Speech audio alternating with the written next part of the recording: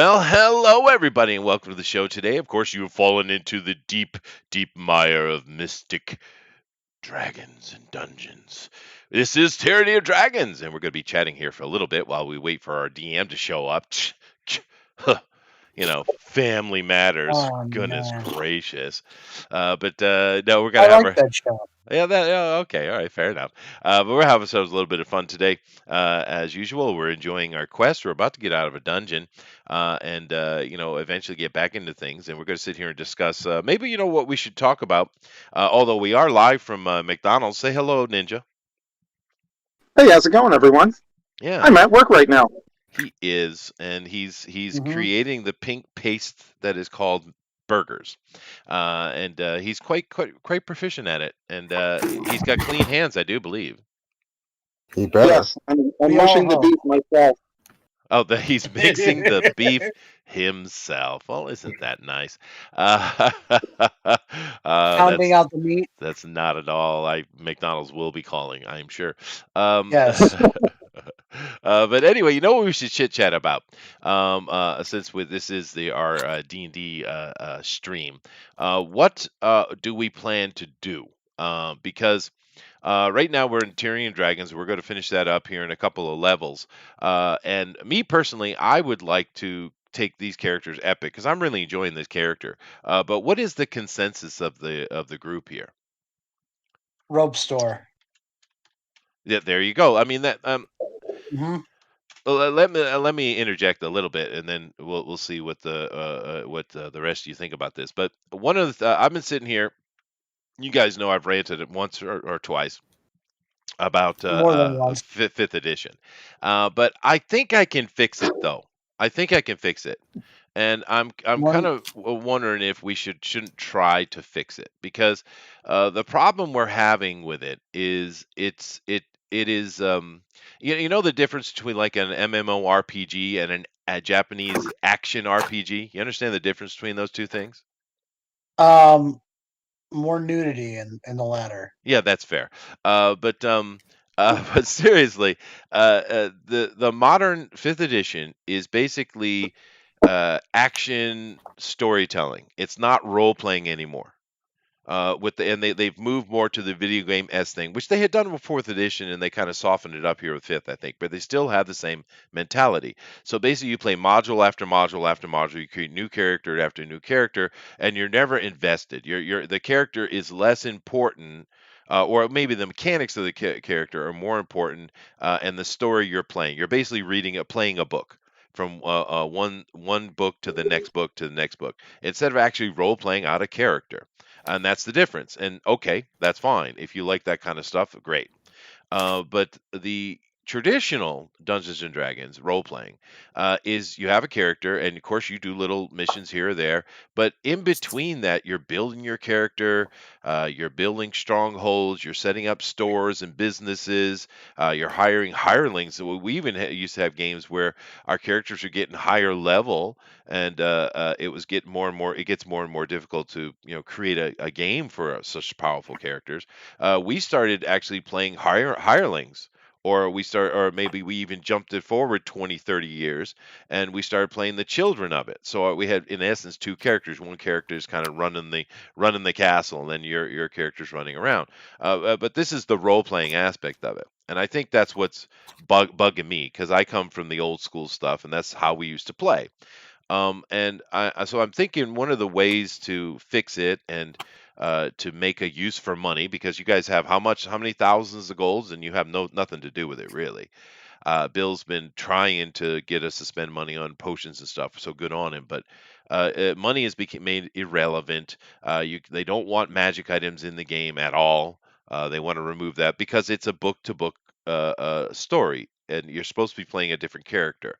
What I propose is either with these characters after we finish this module, or we restart and do something different. We kind of take the simplicity of the fifth edition rules, but we apply the AD&D, or the old school D&D aspect of how to use money and how to do downtime play. What do you guys think? I mean, I'm fine with that. Because like the rules don't really bar it. It's just more of like a lot of stuff that's written really isn't written with that in mind. Right. You You know, you have to do it but yourself. Yeah. yeah, essentially. But I mean, they're getting a little with some of the newer stuff that they're doing. They're getting a little bit more into that. But yeah, for a long time, it was just Oh yeah. follow the modules because it's simpler. And people don't really have to put as much thought into it. Yeah. I do like the whole like. I mean, I would love to play. I've kind of had this idea in my mind, of like a game where basically players trying to like take over the world, and how would you actually try and take over the world in D&D? You Right. know, That could be fun. like Well, you're right. The money heist one, I can't remember the full title of the module, but that was built to respond to all the complaints. What are we supposed to do with our money? We don't get the role play. Well, what's going on? And that's where they came out with the money heist module, was to kind of answer those, a large number of the population that are complaining about this. But I got it now. I think I got it now though, GOP, because I see what they're doing. I understand the mentality, and many of us have enough experience where we can just do it ourselves. We can put in those elements that are missing, easy enough. It's actually not that hard. Uh, so uh, so yeah, something like that would be fun, and that's how you build it up, right? You start, building businesses, and you start building strongholds. You take over areas. You go into, like, we've been into many of these dungeons, right? Well, what about going back to one of them, cleaning them out 100%, bringing some priests to cleanse the thing? We got enough money, and mhm. rebuild it or turn it like this. This one we just we're in right now. There's an actual destiny pool right there. Yeah, I mean, if we cleanse it, that's a moneymaker, dude, and that also is oh yeah, a position of power as well. yeah. We could. I mean, Yep, over time, we could build teleportation circles. yep, I can do that. So Yeah. between I think it's like what after a year, if you keep Oh no, building it no, every day. that's why I got the permanency spell from Bill, so I Yeah, can yeah, build yeah. them permanently. Yeah, quickly. Yeah. But like we could just do that between. Well, honestly, we could build a space that is just like a hub where we can have teleportation circles to every city and every major place, Yep. and then have like open up like a bazaar, like right there where those teleportation circles are, so everyone can come trade, and we just take taxes from it. Yeah. I mean, that's the old school thinking, right? Yeah, You yeah. s- It's you yeah. there. So many things you can do. There You are, know. yeah. What do you think, Zach? You're kind of new to. You've certainly, obviously, played role playing before, but you're newer to it. What do you think? Uh, I've never as far as D&D, I've never had anything that's lasted more than like a few months. Yeah, So, and even in the Savage Lands stuff that I played, the Savage World or whatever you want to call it, like that was always like in 6 month stints. So I never had anything to invest in like for extreme long amounts of time. So right. everything you're mentioning sounds like it's like this is something we'll be doing for the next 10 years sort of Well, thing, Well, building. I have no, been it doesn't have involved in to. a decade campaign. I have, but No, no, I'm just yeah. saying, that's what it sounds like to me. I have Oh, no I see. objections. I have Well, no objections to it, but it's yeah, just, it'd be different. it would be, and I guess what from what Zach just said, it kind of keys into the adventuring league, right? That, Mhm. I think that's part of why the mentality's gone this way, because you're going and you're sitting down with possibly a new group of people every weekend, right? Um, Mhm. so Yeah. I get that mentality. Yeah. You have any opinion on this, Ninja? I know you're super new to role playing. Well, part of the thing that got me into D&D in the first place was the role-playing aspect of it. Yeah, Um, and I am pretty invested in this character. it's a I cool mean, character. to be told, I've only had 2 characters so far in real D&D, but I'm really loving this. And if we can keep it going, instead of it just kind of ending and then come up with some new characters, something like that, I would much prefer to just keep the characters we have and progress them. I mean, Yeah, I can only imagine that there's got to be some more lore on like the Harpers and stuff like that. yeah, there are. There are books full of it, actually, Ninja. And your character is really cool. Actually, you're the highest damage output character in the party, by the way. I don't know if you know, are aware of that. Mhm. I think he got a burger call.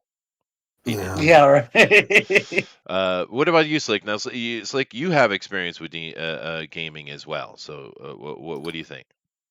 Well, I mean, my gaming experience was a long time ago, Yeah. except for recently, within the last year or so.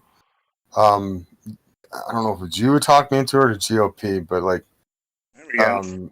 I always like storytelling. So, like, the role playing aspect of it, from a storyteller's position, is I like it. You know, I don't mind. I don't mind it at all that things go long. In fact, some of the characters, like the two characters I did before this, I was kind of bummed out that they got cut short, because I was enjoying their stories, Yeah. and you know, so if we want to do that, that's fine. But I mean, like, it can't go on forever. I No, mean, it can't. It can't. But you can legacy it, I think, is the point I was making. Even if these characters, become super wealthy and powerful, and we put them, we role play ourselves into whatever we're doing with them, we can always put a party together of first levelers with their kids, sure, Or like each other's apprentices, but we or have to something switch like up our that. classes, Yeah, yeah, like that'd be interesting too. I yeah. mean, I still want to go back to Laz and Rav. I do. I want to see where they were going. You left us with my character Laz kind of on a cliffhanger, Literally, and literally. Did you yeah, notice that? literally Wink, a wink, wink. cliffhanger. Yes, yes. And then with Rav, it just stopped. And in a very interesting, I mean, we were motor hobos, but it was a lot of fun. And where we were going was getting interesting, and then it just stopped. So Yeah, that's well, murder hobo-y. that was simply because of Bob's Oh, scheduling I know issues. why, Yeah, but I mean, Yeah, I would have been happy to have transported them all to another world and then got just a DM started over. yeah. No, I love I that. I mean, love that character too. That badass freaking robot dude. yeah, yours was super awesome. Mine was totally cool. I had medieval weapons and, like, miniguns as a Goliath, and I could lay down the damage, and Yeah, then it was fun. It was fun, and the good thing about it was Bob had a great cosmology laid out. He really had a developed story, and he was good enough of a DM that he could sway with our what we were doing without any real issues. But it's just too bad about that. That was a scheduling problem, and it is what it is. yeah, Yeah, I missed that too. But I could go back to the cliffhanger thing eventually. I do plan on doing it, but I did want to put a gap in there because what I plan on doing with that, spoilers, is the characters were like what 15th level or 12th level or something like that, right? They were pretty high yeah, level. yeah. And they were decent. what'd you say? They were Deep. decent. They Yeah, were decent. So what I actually going to do with that is when I come back to it, because I do want to come back to it.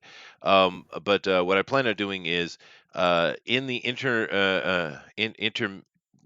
damn it, my brain in the middle years, Interim. interim. In the Thank interim. you. In the interim, your characters have actually become 20th level. You guys have become legends in the area, and you are known throughout Faerun, right? And then you get a message that calls you to the outer planes, and you don't know exactly why. It's mysterious, but you're curious, so you go out and check it out. And Coralin is there, and he sits down and has a conversation with you. And what he wants you to do is he explains the situation of the multiverse, and which would be cool because it allow us to lay out what the D&D multiverse actually is. It's actually really cool. It has nothing to do with the modern dickheads that are in charge of D&D, but the old dudes, right? And what they put, the foundation they put underneath it.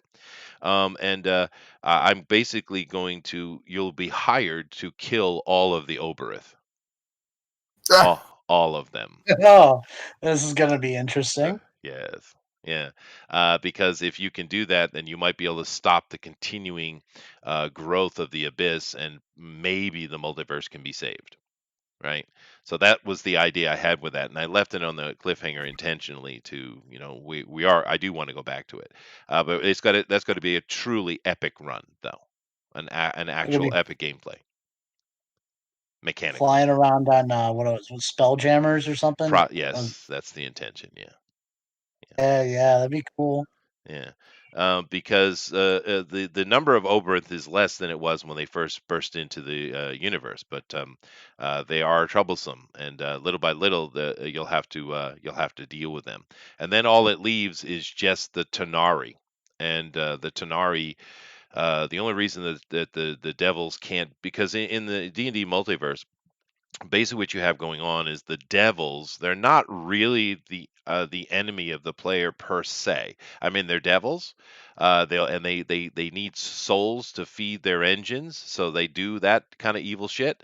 But they're Mhm. really, what they are is fallen angels. But their Yeah. mission from the beginning and till this very point is to kill the demons. That's what they're doing. And By getting rid of the Oberith, particularly the Queen of Chaos, you would open up the door for them to be successful. Because as it is right now, it's kind of a stalemate that they'll never win, right? It's just an eternal blood war. That's why it's called the blood war. But I just thought that might be a little cool thing, and we can kind of examine a little bit of the multiverse that was put in by Dave Arnson, Gary Gygax, you know, it was Elmwood. What's his name? The guy Greenwood, and several of the other fellows that were involved. Particularly, oddly, a lot of people forget. I can't remember the names offhand, but the dudes who created Mystara, if you remember, they were brought in because they were running their own thing, and they were brought in to do, but for the continue with the basic edition, because what the Gygax and them had done was they moved on to the advanced D&D kind of at the same time. They were contemporary next to each other, right? But the Greyhawk into particularly into the Forgotten Realms was the advanced Dungeons and Dragons gameplay, and they were pushing that, pushing that, pushing that, but they needed someone to kind of continue the basic edition stuff, and they brought those two guys in, and that's where all the Mystara stuff came from.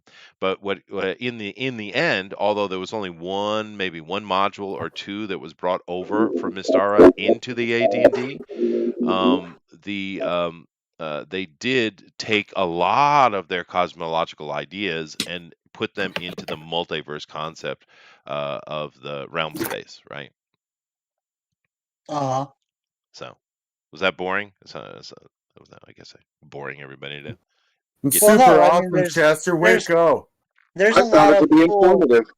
there's a lot of cool like different things with the I mean that we can do with those different parts of the universe.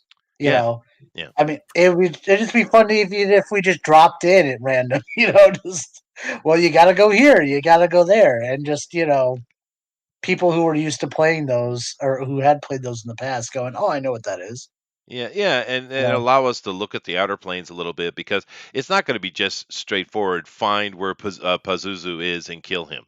It's not that Uh easy. huh.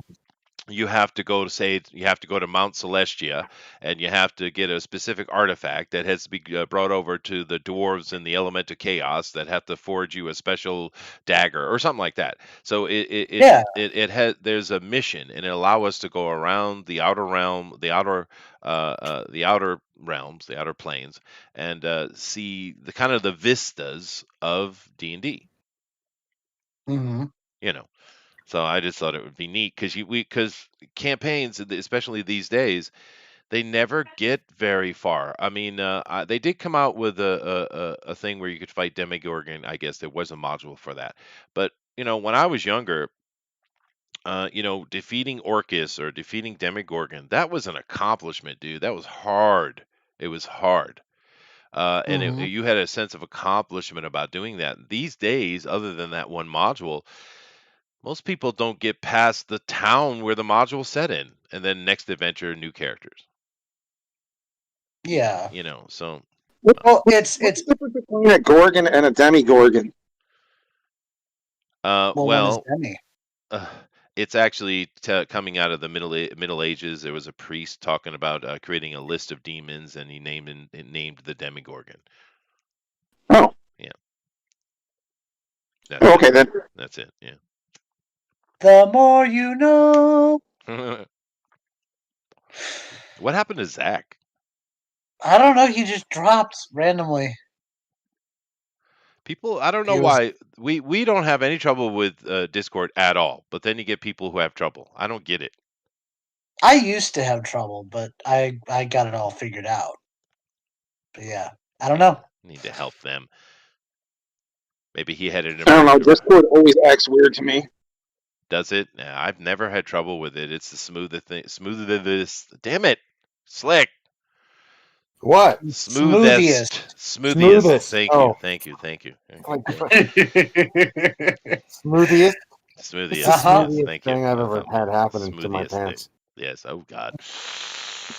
Anyway, Yeah. that we will do something with that, but I'm just kind of curious if we want to try to steer this campaign after Bill's done doing the module. I mean, not clearly, let's get through it, but I kind of like to see if we can't steer this a little bit and add a little bit of the old flavor, and whatever. Amron says update regularly. Damn it, my tongue is not. I'm glad I'm not in charge today. Oh man. Goodness great. man, I got a Blah, bunch of blah, blah, blah, blah, classes blah, blah, today blah. too. Goodness gracious. I guess it'll be one of those mainly in Japanese classes today. I'll have to do grammar. That'll Yeah, fix that. Chester, what do you teach again? Can we all hear?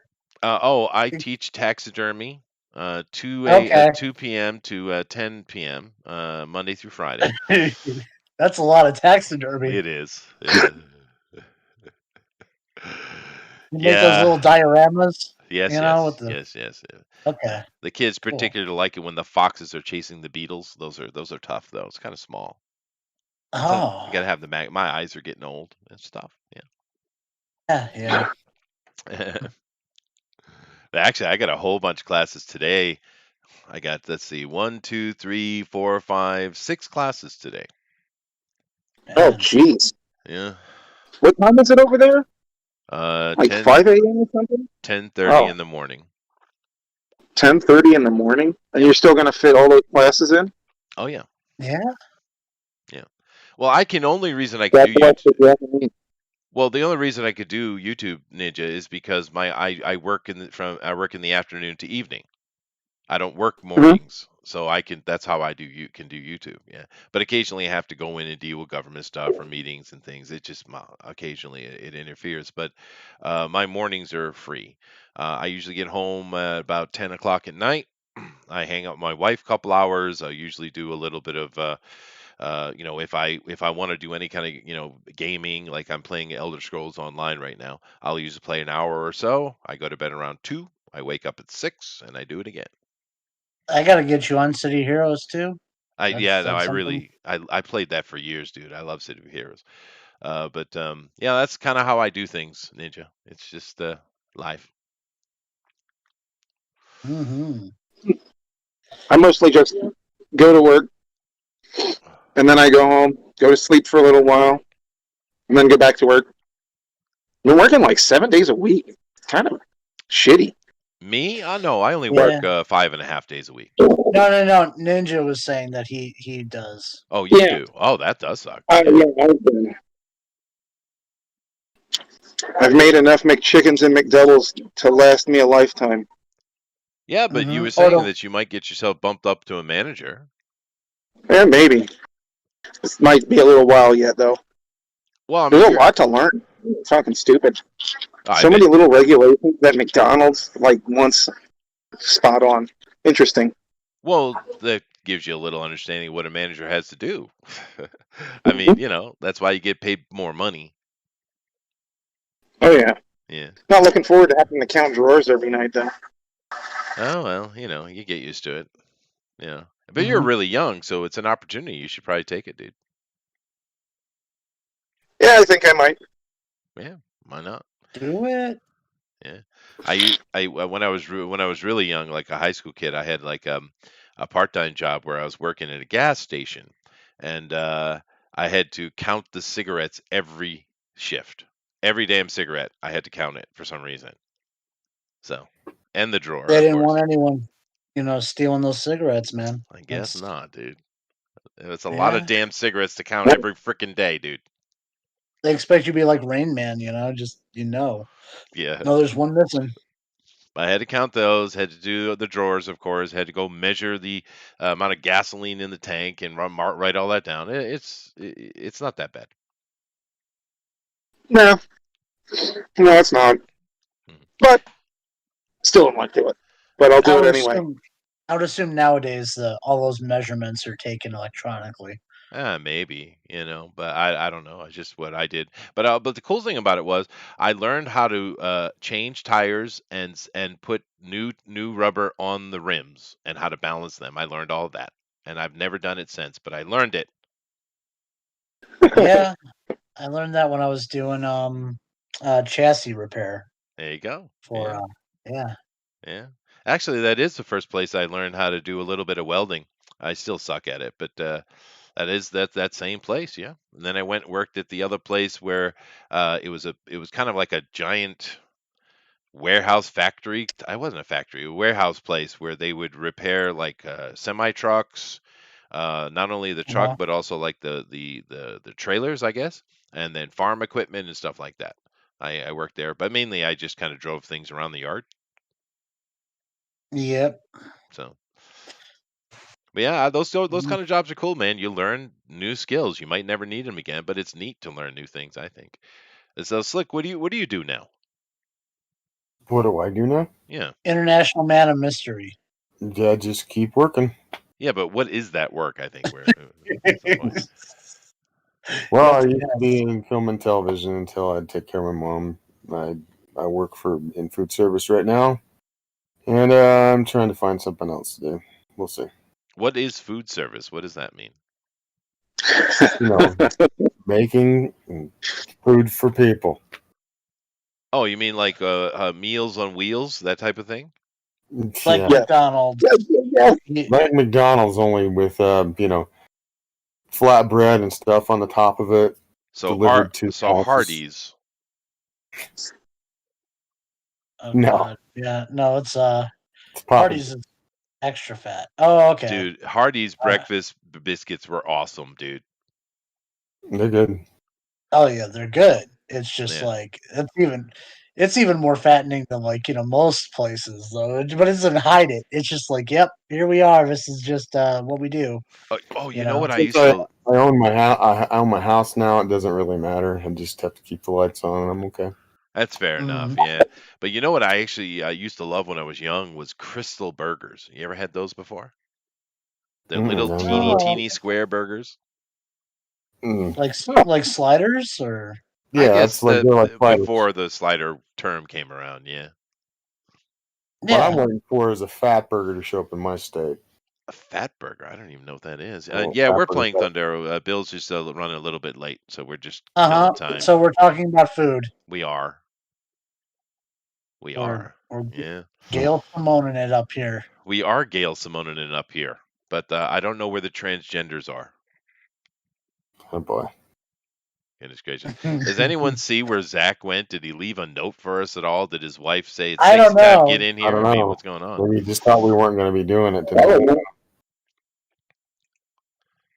Yeah. Well, I don't know, I'm I'm I, but I put his name in and then I put many explanations next to it. Maybe that will get a response. I probably spelled his name wrong too, unintentionally, of oh course. well. That's no. You have to intentionally spell his name wrong. Yeah, yeah, yeah. Spell it ZHAK. That's exactly what I spelled it. Ah, Z-A-C-H. I spelled it. That's probably correct, actually. But yeah, Thunder, well, he'll be here in a minute. I actually noticed he's actually live on the Discord, so he's probably literally on his way in. But yeah, fast food stuff. We just don't have much fast food around here. I tend Like to just go to wet restaurants and stuff. Oh, Zach is I just would. waiting for Bill. All right, fine. Which means we can all go to hell because he don't want to talk to us. Wow, that seems incredibly uh, rude. yeah, yeah, But I'm right. just here for the D&D, not you dorks. Well, I mean, you Fair guys enough. don't really need fast food You know since what it is? He's a paladin, so everything you would want, Chester, is in a vending machine. You know. Well, in Tokyo that may be true. Here it's not. You just have Mhm. just sodas and cigarettes and beer. You have to buy your panties at the store like everybody else. Western people keep mentioning that to me. I've never actually seen such a thing. But they do have those little private things on the side of the road that my wife said are those kind of like little sex machine things. I've just never actually looked at them, so I don't know what's in them. Mm-hmm. Maybe I should. What? Maybe I'll do a Yeah. live stream with you guys so we go because I know where a couple are. I pass them on the road all the time, so maybe we'll do we'll do that. I'm sorry, Bill. We're just chatting about various life things. Oh, This sorry. is what My bad. happens when you're not here. Yeah. Well, I got good news, bad news is I got to bounce again at 9, be back a little bit at like 9:10, 9 something like that. That's all right with you guys. Well, hour That's and a half. very specific. It is. I got to grab a kid around 9 o'clock when they're done with their thing. So, All right. Well, that's all right. We'll just do as we have as we Go can. back to talking about parties. We can. Mhm. Yeah. Well, go ahead, Bill. It's your show. It is. oh yeah. Sorry everybody for being late. I apologize. Just things just happen. Mhm. But I hope you've all had a good time while you're waiting for me. Hey, Well, there's Zach. So you came in a little bit fast though. We were just about getting into sex accessories. But no, I'm glad I showed up when I did. Yeah. Okay, so just to do a recap is we had all right, the party had made their way through this dungeon. They had gotten to meet the original host of the dungeon. It was a mummy named Didarius, who's well known for his gifts of prophecy, and he had a magic pool where he would do his scrying, and that he has been dead for untold ages. And during the reason why the party is here is they're chasing down Varnum the dwarf, one of the worm speakers, one of the 5 members of with that title in the Cult of the Dragon. He's pretty high up. The Harpers found out he was on the wind searching for his lost dragon mask of the White Dragon, and he came here after tracking him down. The party has gone through some fun misadventures and some combats, most recently defeating 4 Abishai, which are demonic creatures from the Avernus, where from Avernus, where Tiamat is right now. So these are some of her foot soldiers, and after that they passed through the gates of the old temple, the old manse, which is now the tomb of Didarius. He gave them passage because of Twilight's attitude. At the very entrance of this tomb, 2 golem statues spoke to Twilight and asked him if he's if he was seeking knowledge If he's and wisdom. And Twilight said, I think the party kind of convinced him that the bad guys went inside there and they were talking crap about his mom. And Twilight said something, well, I'd like to know who was, talking crap about my mom. So, the statues took that as he was seeking knowledge, and have since given him insight while they're inside this tomb. Has given him like small prophetic warnings, mannerisms to act, things not to desecrate, ways to portray himself in the presence of that mummy lord Didarius and not tick him off. And the party hearkened to Twilight's the voices that he was hearing, and have gotten passage into the Yuan Ti section of this dungeon. As the party snuck in, they jumped a bunch of lizardmen and just devastated them. And then our paladin, showing his true lawful goodness, offered mercy to one of the lizard people and put his neck out, and Twilight came in and chopped him down and actually saved him from getting stabbed in the gut. Yeah. But our paladin is being true to his nature, which is great. And if you didn't, you're to take an inspiration point for that action there, Leroy. Now, next, we came across a bridge that was covered in moss and slime, and as you exited that bridge and entered this hallway. So we have a little bit of a bridge right here, getting into the hallway. The nature of this cavern or this dungeon has changed. It is no longer just cut hewn stone, but the stone seems to be perverted. It's like a darker green stone, and it has slime and it's coming down the walls, and it's slick and has this permeating smell of. Have you ever smelled snake feces before? Man, it's a sharp, like aroma of ammonia.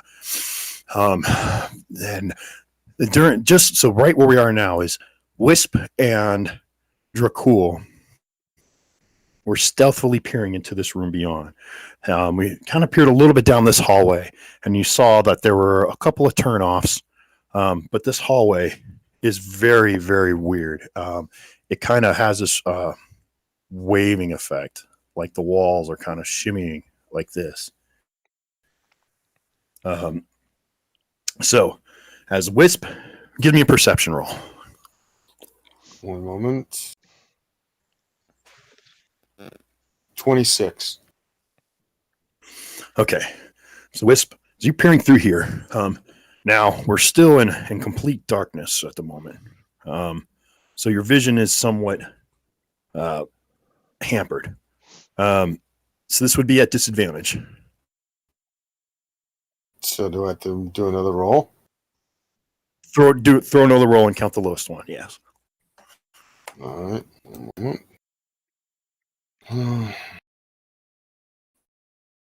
22. Okay. Still, this is really good. I mean, Wisp is an expert perception. Those cat eyes, even in the pitch black, dilate way back. And as you stare into this room, you see carvings on these walls. Some weird stonework that seems kind of odd. Then you see, you notice there's some statues, and like your vision. So you're saying 60. So we're at 20, 40. So you're just about this corner of the room, okay? And there are numerous holes in the walls. What do you do? We'll check for traps, that's for certain. Okay. So that's an investigation roll. And we kind of, just to cut for the sake of brevity, you don't find any traps in this at the portal or the transition into this room. Okay. I assume that's where you're searching, because you're going to go into the room, right? I'm going to relay that to everybody what I see. And do you want me to go forward, me and Dracul, or just me? Dracul has better sight than I do. Yeah, I mean, as long as you guys are both being stealthy, why not? Okay, I'll roll stealth. Do you want me to roll stealth or not? Yeah, if you want to stealth, man, you're up. And I haven't. So Rabbit's not going to make it tonight, I assume. I guess. No. Okay. Yeah, I don't know. That is. My stealth is an 18. Your stealth is an 18. Okay. So Dracul relays that he sees, something similar. I mean, he does see some more statues. He sees these holes in the walls, and he makes a little bit more detail out. He can see, these armor pierce, these like statues that are in metal armor in the corners of the room, as well as it can make a little bit more. It look like shrines to Yuan-Ti deities are in here, and the statues are kind of placed by these shrines that are throughout the room, almost like right off to the right or left of them. Let me find a little something or other I could point out where the shrines are. That would be in this little tub. So you are stealth. What's your what are you doing? Where are you going, buddy? So let's say this is a shrine now instead of a sarcophagi. And we'll put that. And Dracul, since his vision's doubled, he is able to see most of that area. Well, I'm going to go in then, I guess. You said there are no traps. So I would I'd look over to Twilight. Well, do your voices tell you anything about this room? yeah, there's a good idea. So, Ninja, go ahead and give me a perception roll. Oh, great. Now, this is just a straight roll because you're not trying to perceive anything in the room. This is more like in your head using wisdom and trying to sit there and think. You know, like, and Nicodemus, you can actually hear him in your mind, and he's sitting there really hard. He's like, "Voice, where are you? Hello?" And you hear it in the twilight. That's a one. Twilight. That's a one. Yeah. And so you can hear him going, I'm back, "Hey, baby." voice!" You start to hear this echo, which you can only imagine is the thoughts reverberating off his skull. So, hey. So you don't get any Ninja response. got a one. I whisper in my best ancient netherese, charge.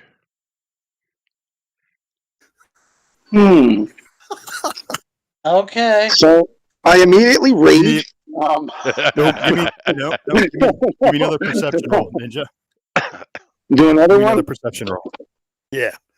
All right. That's a 9. A 9. With your bonuses?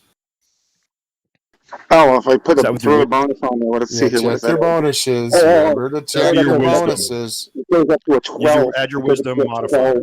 Yeah, A 12. it's a 12. A wisdom modifier.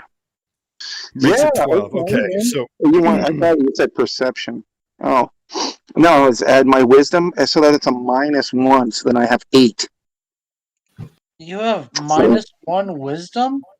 okay, maybe we're mixing this up. Just go off on your character sheet. If there's anything next to perception, add that to your roll. Perception. It says perception right there. +3 is 12. Like I said. Okay. 12. Okay.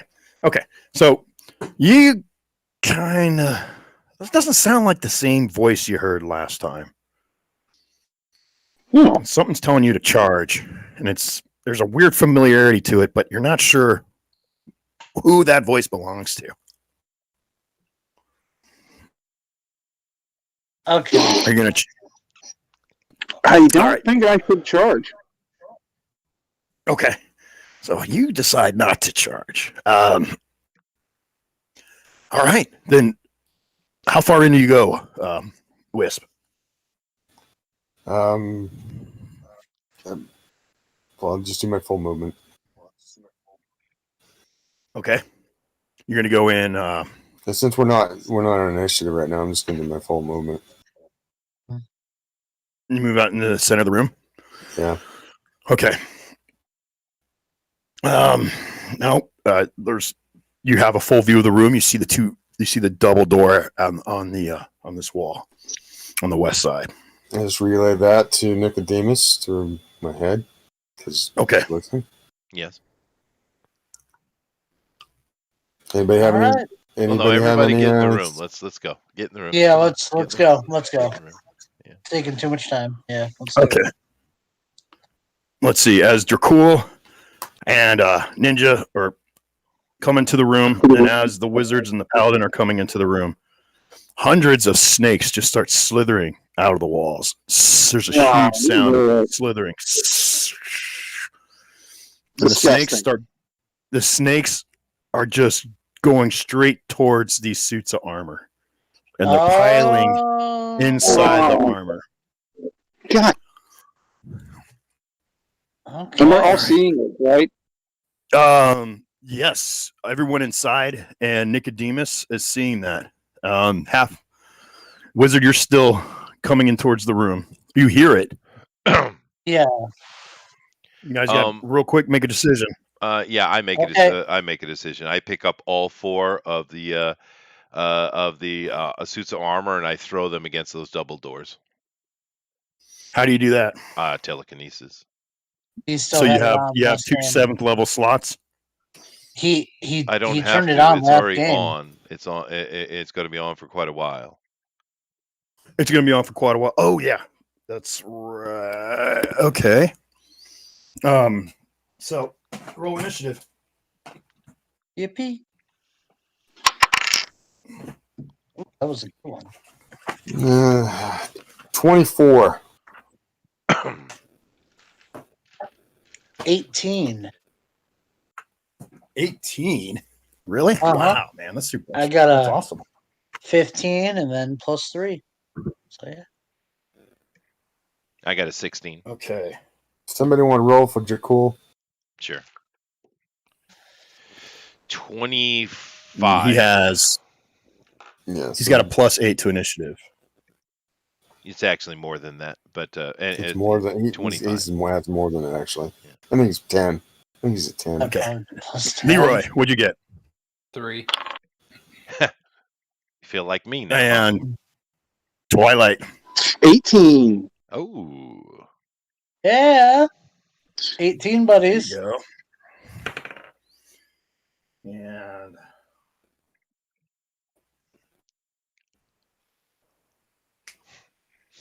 Cat, go away. Fuck. okay. Damn cat.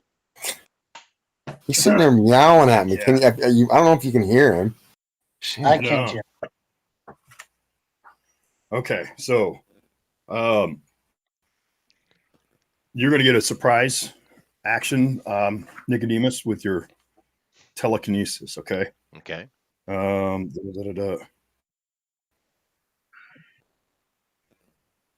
Okay, so these guys, this thing has to make an ability check with your spellcasting ability contested by the strength check. DC Okay, 18. so well, no, it's you're doing an ability check with your I see. spellcasting Oh, I modifier see. versus a strength Okay. check. All right, here Yeah. we go. I rolled a 15. I have a DC 18 spell level, so that would be plus 10, so 25. You have a +10 to your spell Yes, attacks. I do. Okay, Same as Aristides, I think. isn't that just Yeah. no? It's just Well- based off of your ability score. Yeah, ability So it's score. charisma. It's, Yeah, I got it's plus 10. it's not your proficiency bonus. It's just your ability score, Are you right? sure? Or is it It's your spell power, right? So, I mean, either way, if you want to do like that, then it's a 21. Well, if I'm wrong, I just want to make sure because I want to do. No, I want it's to do okay. it right. I'm just It's fine. I get plus There's 6 just from too my many charisma, so goddamn rules. 21. Okay. There you go.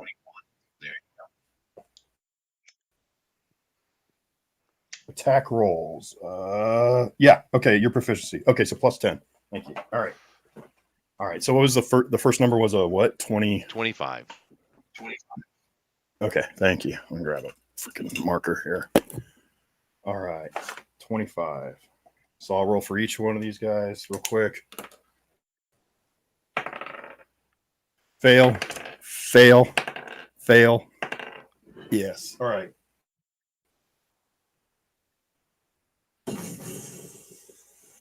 Okay, so all these guys bash against that door. There's a huge, huge noise. The resounding crash of metal against stone and wood at 1,000 pounds of pressure, plus the weight of all this metal. Would you like me to do the damage to the door? I don't know if it'll break it, but you want me Yeah, to? yeah, I want you to do. That was my next step. So Okay. because I want to see how much damage this thing takes. So that's going to be 22, so 44 points of damage. I'm just doing them as a group, unless you want me to do them individually. I just kind of I do it as one. I think is easier. It's 44. I was thinking that'd be, I don't know, bludgeoning it, flying, whatever. You know, they go so many feet. But yeah, okay. These doors crash open as these things are coming through here, and they're all prone for what's in the room and what's not in the room, and see what lies beyond. There's a hallway that some of them are landing in. And I'll just roll to see how many go through the door and how, if any get stuck inside the room. 2 go through, 2 are still in the room, and they're prone. Okay. As you do that, okay, when that happens, when these things start to go up, they all go stiff and this slithering is restricted of these snakes that have formed like the sinew and skeletal structure. Also, noticed on each one of them there is a pair of rubies that started to glow, and that would be inset where their eyes should be. Some of them are covered by helmets, but the light is coming through the visor on the helms. Now it is on. So Dracul is first, and let's see. You can do a shot with his. Dracul comes out, knocks an arrow, and fires. He's going to roll 11 plus, what does he have? What's Dex is 20, so 5 plus proficiency is what? You guys are at 4 now? Yeah. I think he's plus 9 right now. Yeah. So he has so plus 9 to hit. So I rolled a 20. So his arrow flies right into the one on the floor. I don't even have to roll. Well, actually, it's at disadvantage with a ranged attack when something's prone. So I rolled the second die is an 8 plus 9. He still hits. An AC 20. No, he does not. So he fires and it ricochets off the plate armor. Next is Wisp. Okay. I guess double crossbow. Who's the closest one there? I guess the guy that's closest to me. Okay, so either one, yeah. You can shoot the one Dracul did in red. So I'm going to go a little bit closer without the camera going out, and you get to see my wonderful haircut. Hit the red one? It bounced off. He did not do damage. So at greater than 5 feet, you're at disadvantage for the shot. Within 5 feet, you have advantage. But you don't know that at the time, but just so now that's what you're going to have to roll now for your shots. All right. That's just the rules on prone. So one is a 15. That fire that bounces off this plate mail. Okay. Or no, just keep going. You got a 15 is a miss next. That's a miss, and the other one is 18. 18 is a miss. What are you doing for your bonus? I guess I'll take the bonus. Natural 20. Okay. All right, so you fire, ping, it flies off, You're kind of in a hurry to shoot these things. This is all just going so fast. So then on your last shot, you steady your aim, and it goes right into it, and you hear this shrieking, or not this, but hissing sound. And you see, like, you got it in between its, where the neck would be, between its pauldron and the helmet, and you see the snake writhing out and dying. Give me damage. Poor little snake. Snake. No, this should be it. If I hit it, wouldn't this be with my sneak attack because they're prone? Technically, it's a bonus action and not a sneak attack action. All right. Your first one would have been a sneak, or if you would have connected on your action, that's a sneak attack. Bonus action's not. I'll give it to you though. So go ahead, roll damage. Okay. All right. Okay. Well. Oh, maybe I shouldn't, but I already said I would. It's all right. Go for it. That is 31. 31. Okay. Oh, plus I doubled it. So plus I doubled it, so that would be another. So 62. No, not 31. Well, does it? You double the rolled stuff, not the bonuses, or just double everything? Just the rolls. Okay, so that would add another 24 to that. So 50, 55. 55. Okay. All right. So it wasn't like a few snakes just skitter out, and some of these ones that are being pulled out with the movement are like they're dead. And so you've done some damage to this. Next is Aristides, you're up. All right. Give me a clear line of sight for all of them. So if you want to move me up. And Yeah, I can do that. I'm just gonna cast a fireball right in the middle of them, like There you go. far enough away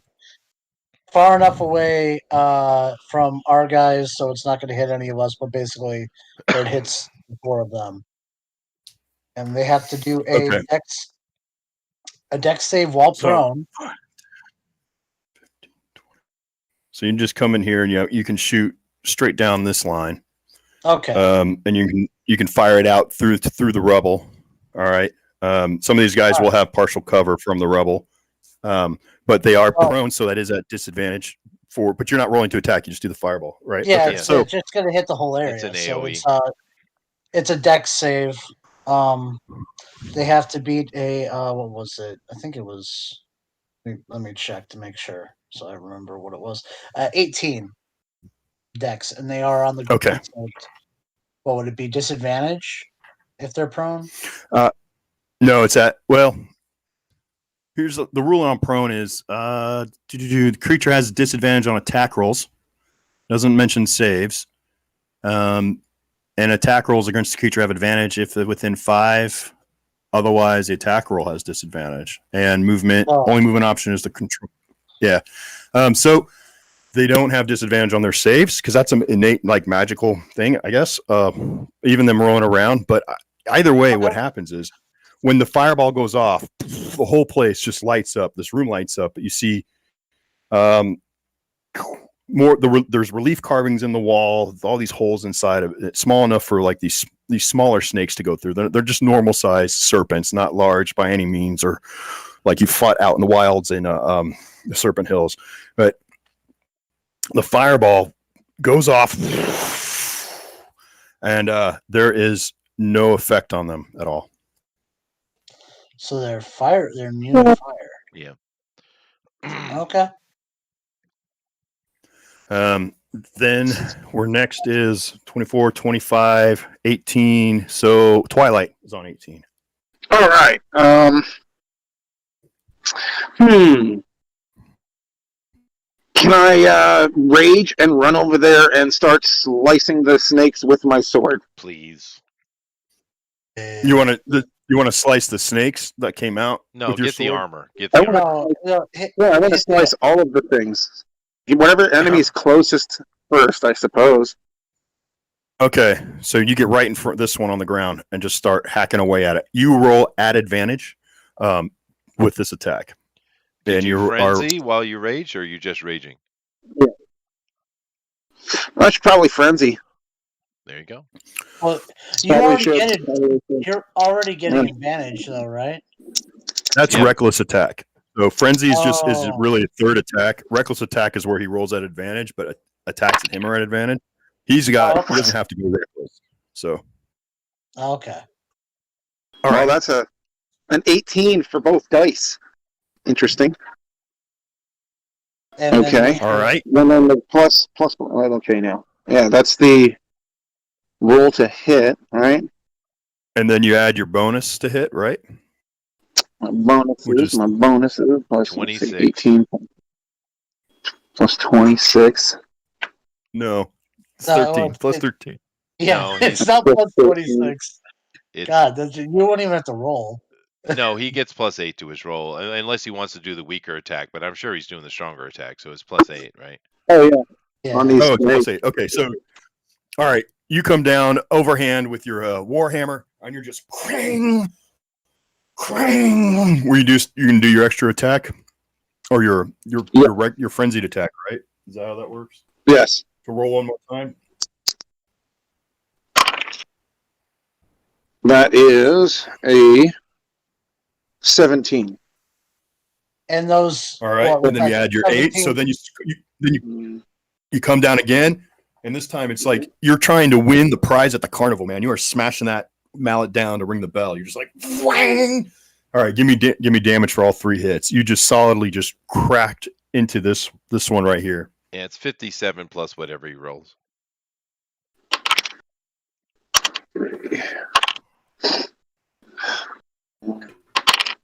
5, 9, 10.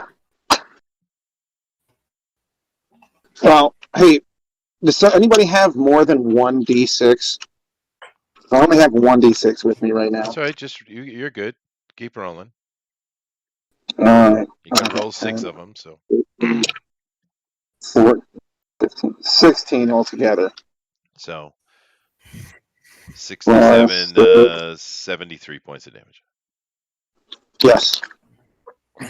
All right. So as he's cranking down on this thing, there's this reverberation from the metal on metal, and snakes are just boom, are being flushed out of this thing as the hammer is just denting this breastplate as he keeps on hammering away, hammering away, hammering away. This metal is in bad shape, man. It is this magic thing has just been crushed by the pure ferocity of Twilight.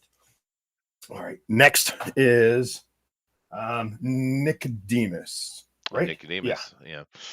I fly into the room. All right.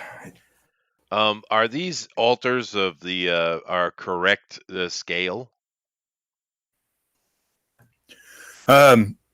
Sure. I mean, the relative. Yeah, we'll say they're I mean, correct scale. if I pick one up and throw it at him, am I have to worry about do I have to worry about Twilight? You'd have to worry about everyone in the room if you could lift it up. Yes, If I could lift it because up, okay. it could weigh more than 1,000 pounds. It could easily. It could, yeah. So what I do instead is the one that is on the ground, not the one that he's hitting, the one below it. I just kind of grab a hold of it with my telekinesis and squeeze. So I guess I have to do a grab roll. So that's a like before. That's a 27. Okay, I got a roll. And my total was 16. Okay. Okay, And so then you are I'm crushing just it. crushing it. So let me do the damage for that. That's 13. That was hold on a second. So 25, 50 points of damage. 50 points of damage. 50 Okay, points, let me do and this real quick. that's as far as I can move in. I can't get it I can't get further in. 1 second. I would just like did to be 50? within 30 feet of it if I can. Okay, so you're right here. Yeah, that's fine. So that's 10, 20, 30. I can put you right in front of. And then 5, 10, 50. Yeah, okay, I can. So I do the 50 points of damage So- just with the crushing it, and then I'm going to take my bonus action to attack with the orb. So give Well, let me your. finish. No, go ahead. Before you do that, let me give you the results though. So you come in and you just start to crunch this thing, and black and goo and snake parts start coming out of it as the sound of like a massive tin can is just going, and you're able to form it into a ball like Magneto would do to a freaking cop car. Nice. And it just is a crumpled ball on the ground. Well, that might be effective. Hard for it to move. Then the other one that I didn't hit, I guess, I'm going to hit with the orb. So make your roll. Okay, I consider that one done. Orb roll. Let's see. Oh, all right. The orb does its normal effect. Okay. So make roll a save. advantage. I don't roll. You Or do. are you doing? You Oh, roll. you're doing the Yeah. tentacle. Okay, sorry. Yeah, it's a DC 18 save. Okay.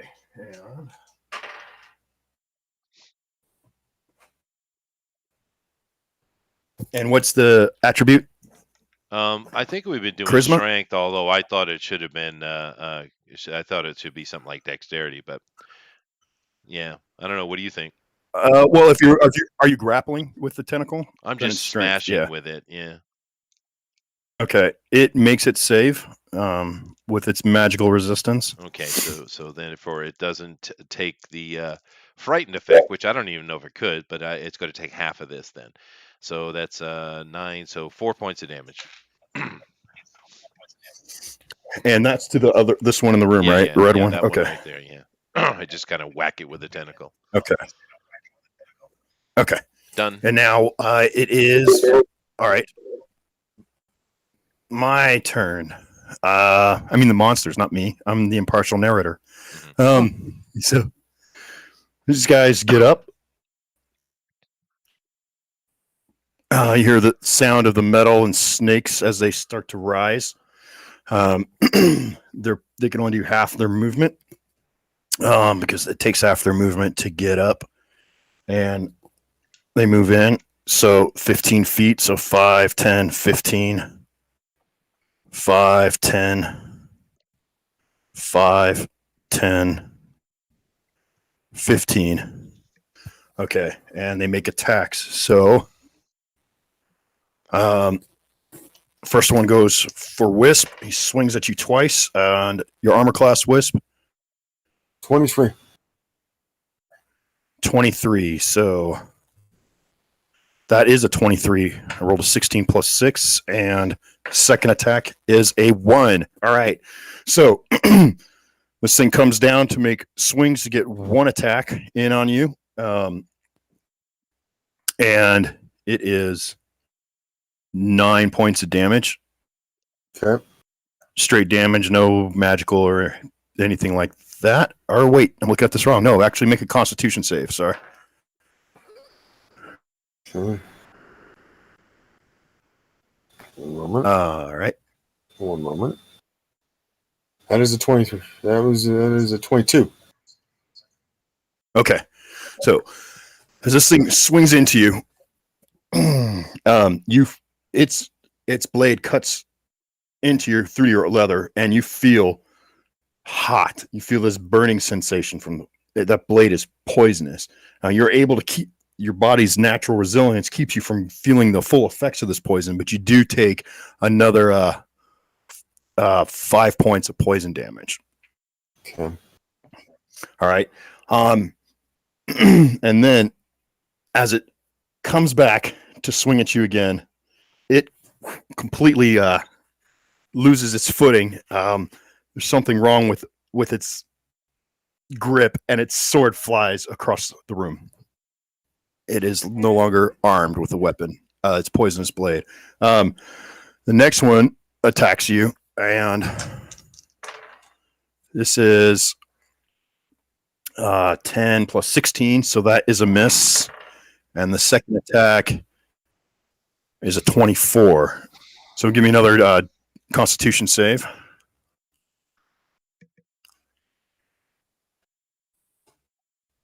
That one is 17. So you take, again, 9 slashing and 5 poison. All right, Twilight. So this one comes at you. There's a natural 20. Oh. And then a 16. So he hits you with 1. So he comes across his first stab at you, pierces through your opening in your armor, and then it comes back around and you're able to parry it. But as you do, give me a Constitution save. Roll a 20-sided die and add your Constitution bonus.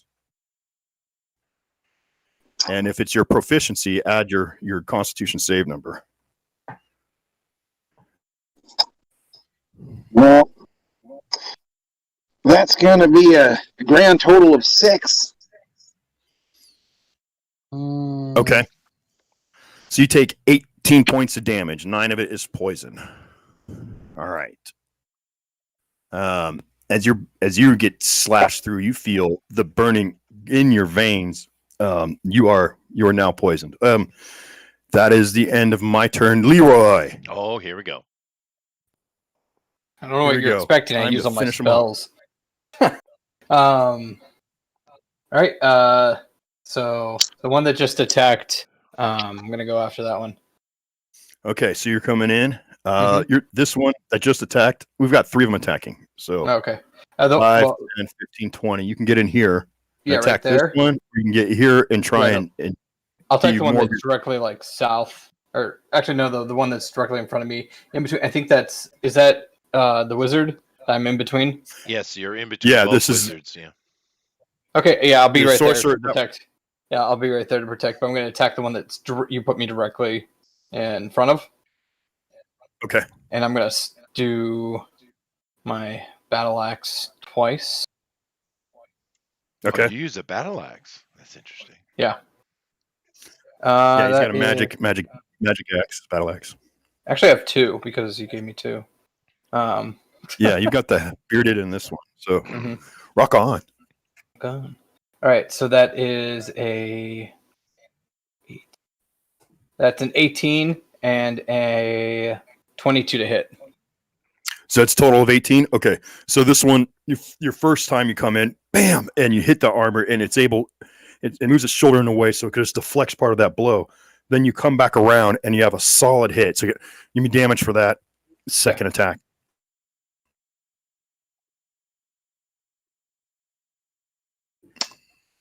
Boop-a-doo. And that, okay. Dun, That is an 18 points of damage. 18. Okay. So Paladin runs in, gets right in the front of these glowing jewels that take place in the eyes of this, and with showing no fear, just lets off a couple blows. And are you going to add Divine Smite, or you're totally out of spells? I'm out. I'm out of spells. Okay. So all right. We need to take a rest. Yeah, I don't think we have that option though. We kind of do, though. Now it's top of the round. So Dracul shot. Let's see. So Dracul, rolled a 15. He's got whatever. He's got a +5, +4, so he's a 19, right? I would say he's +9. Yeah. Yeah. So +9. Okay, so 24. Dracul shot dead center into this one, and he's actually going to get sneak attack on this one. So he's got 46 for a sneak attacks bonus. So that's 10, 15, 16, 17 on the sneak attack bonus. He's doing, I think that's a 1d6 on the arrow. So that's another 4. This proficiency is 7. So Dracul does an arrow. It's dead center, and more snakes start to slide out of this thing as there's blood and guts pouring out from it. Wisp, your turn. Where am I? Am I right there in the center? Yeah, you're dead center. Dead center. Move me diagonally downward to the corner of that sarcophagus. I think you'll. Are you okay? You'll get an AOE, dude. I get A what? Yeah, opportunity Not an AOE. What am I talking about? An AO. All right, then I'm just gonna stay in melee, and I'm gonna pull out I'm gonna swap weapons. I guess that takes whatever it is. For you, it's a bonus action. Well, for you, okay, yeah, it's for a you, bonus it's a action. bonus action. Okay, Yeah. And then I'm gonna do double scimitar. Yeah, since you have quick draw on both your weapons and stowing and all that, that's a bonus action. So now, you can do 2 attacks with your rapiers. Okay, who's engaged in who? With who? Leroy is right next to you, right above you, and then in front of you is Twilight. Okay, I can do the sneak attack 3 on because 3. they are engaged. So you are engaged with one. You can't sneak attack on another one, or I'll take an opportunity attack. Wait, you're fighting who's where? What are we looking at? We got that. Who's that? That's an That enemy. one's fighting you. That's the enemy. All right. Kill that guy. Just kill him. All right, Kill him, dude. fine. Just get him. Actually, you know what? You could do a sneak attack on that one, and then I could do, and then attack this one. Yeah. I don't see there's. Yeah, you can. And there isn't really an attack of opportunity on that because you're not fleeing. So go ahead, man. That's just unless there's something wrong with the rules, I don't see anything. I think that's a good loophole. Okay. You guys agree? Is there any issue with that one? No, I think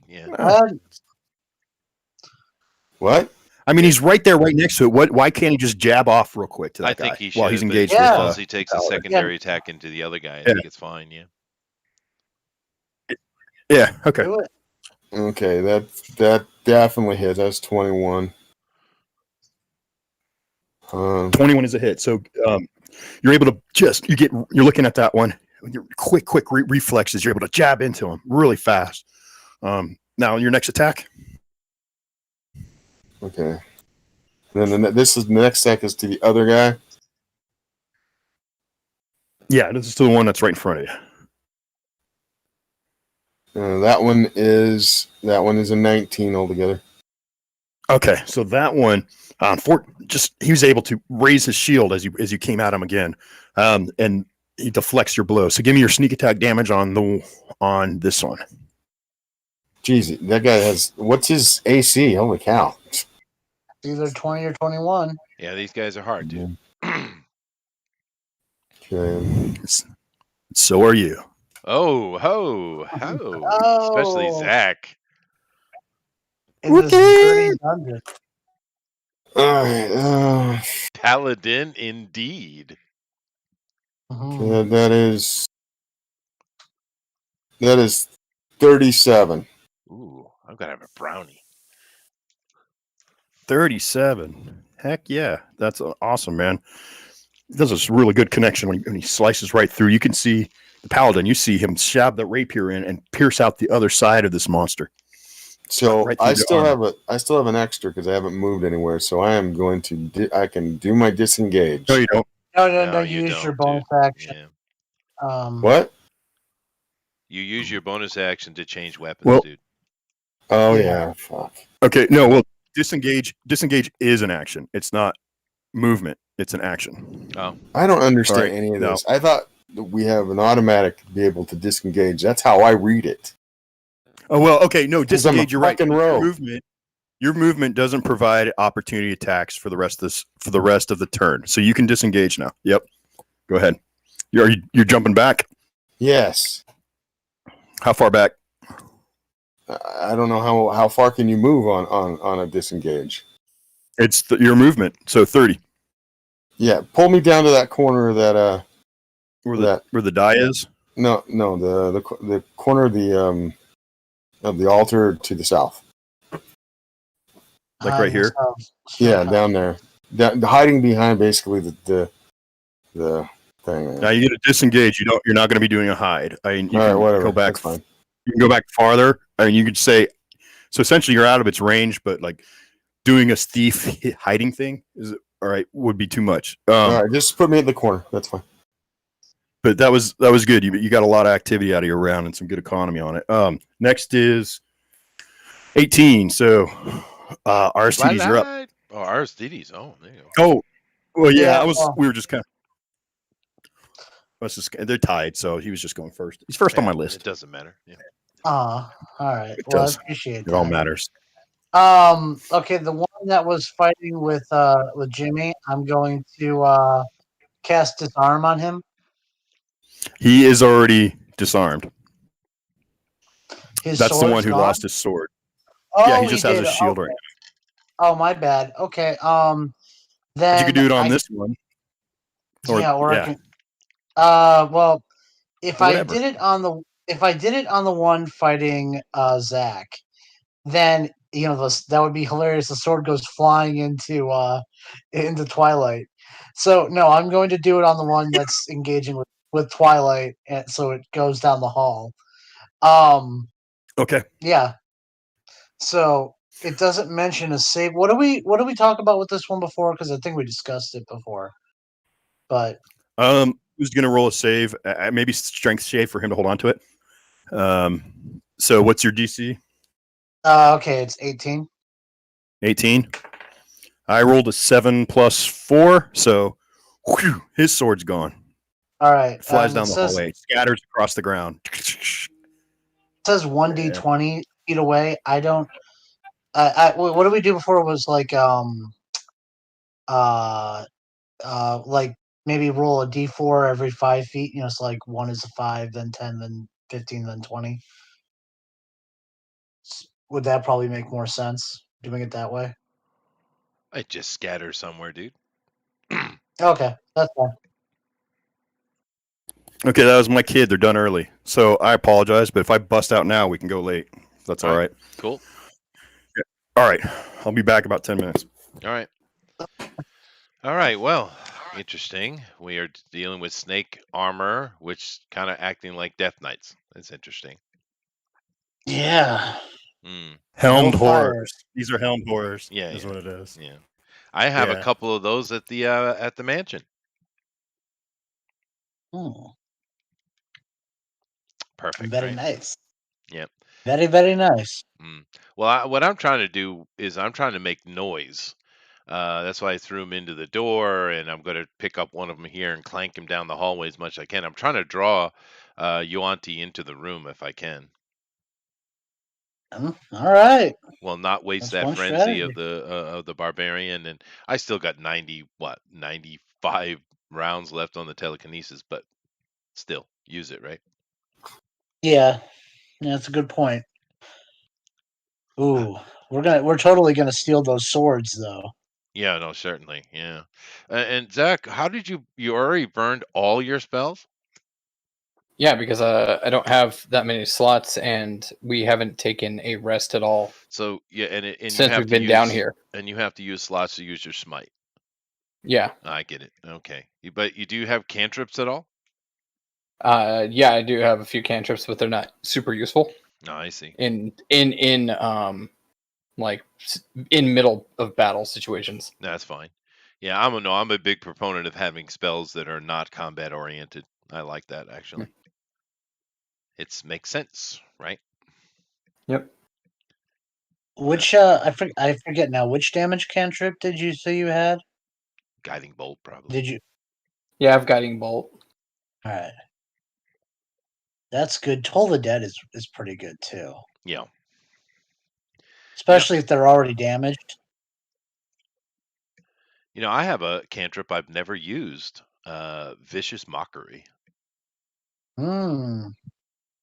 It is an interesting one. It's very situationally useful, I guess. Like it doesn't do the sort of damage that your main go to does, but let's say you had an enemy by a cliff, because doesn't that one cause them to run away, if I recall correctly, or is that Uh, which one? Or no, no, vicious mockery gives they them get like a disadvantage. Yeah. okay. I was thinking of there's like a first level spell that causes your enemy to flee. So like, it could be useful in certain situations. Um, Yeah. but yeah, Now I have a lot of spells that are situational. Unfortunately, like the big one, I haven't been able to pull off the Hunger of Hadar at all with this character, right? no, yeah. I mean, we could have probably used it back at that castle a long time ago, but Yeah, yeah, but we went with a different strategy, so yeah. I'll get it Oh off well. eventually because it is a cool spell. It's just you guys are absolutely screwed if I pop it off in your in range, right? So I have to be very careful with it. Mhm. It's kind of like your fireball, Um, although it's more invasive. yeah. Well, if we wanted to take a long rest, we could, honestly, because I've got my tiny hut, and I can just block a doorway with it, and if anyone tried to flee, you could keep them from going through that pathway or what have you. Yeah, But I don't know if we yeah, do it there's in there's this room, and the problem is we'd have to get across that bridge again, and I don't have. The telekinesis is still up technically, but then that means I would have to burn telekinesis again, therefore burning my fifth yeah. level spell. So Well, no, there's another way to get across the bridge that would be a lot simpler and easier for us to do. I would just have to make tensors floating discs and put our people on them, yeah, and then you just fly me across, and the disc will follow. yeah, that's fair enough. Yeah, So nobody has to touch the bridge. right. But I mean, it might The not even be obvious, a. But it might not be a touch thing. It might be just an area thing, and we avoided it because we moved from one alcove to another alcove, right? I'm not sure that's how he's running true. it. Yeah. That's true. And those floating discs wouldn't really do much to help if that bridge went out because they still have to float over something. That's right. Yeah, that's true. Yeah. I don't know. We'll see what Either way, happens this situation. I'm going to really try to make more and more noise and see if I can't get the UNT just to come in here. yeah, good point. There's plenty of if you had would it be prestidigitation? Yeah. There are certain spells where you can make a lot of noise. Yeah, I don't have that one though. I think I'll probably pick that one up when I level, but I don't have it right now. So Yeah, but just saying we should take advantage of the frenzy of of the barbarian if we can, right? So you just want to throw caution to the wind and just go running into the next room. Well, I mean, When we're done maybe killing these things? if I can't draw him in by sound, then maybe yeah, yeah. What do you think about that Twilight? More killing? Good. He's muted. He's making burgers. That's okay. Yeah. They don't flip themselves, you know. No, they don't. That is fair enough. That would be they'd put him out of a job, man. Uh huh. You know, I if mean, you it's. well, did you see a few Huh? years ago that that food making robot? Okay. Yeah. That was quick. Yeah. The school's pretty close. It's I'm just back. 30 degrees and dark. So, all right. So that would be, you did disarm, and now we're on Twilight. Twilight. Okay. Barebow. I'm here. So Twilight, Kill it. as you're raging and you're engaged in this enemy, he's got his sword up and he's like ready to, parry your blow. Magically, that sword just whips out of his hands and scatters down the hallway. So, roll to attack. All right. Oh, that's not bad. So that'll be 13. 21. So, would you? It's so confusing. What That's did you how roll? I got it, dude. I got it. All right, you just tell us what you roll. You rolled a 13. Okay, so you hit. Next one. Oh, that's right. Oh, that's a 20. You rolled a 20. Okay, Natural? next one. Jesus. All right. 16. And 16. Okay, so you come through, and again, man, you're just ringing the bell. So you had give me damage for all three his strikes there. One's a double. That's a 71 Tell us what just in bonus, dude. So tell us what you roll, man. All right, 3, 5, 2, 5, 5. That's 6. Okay, keep going. 2,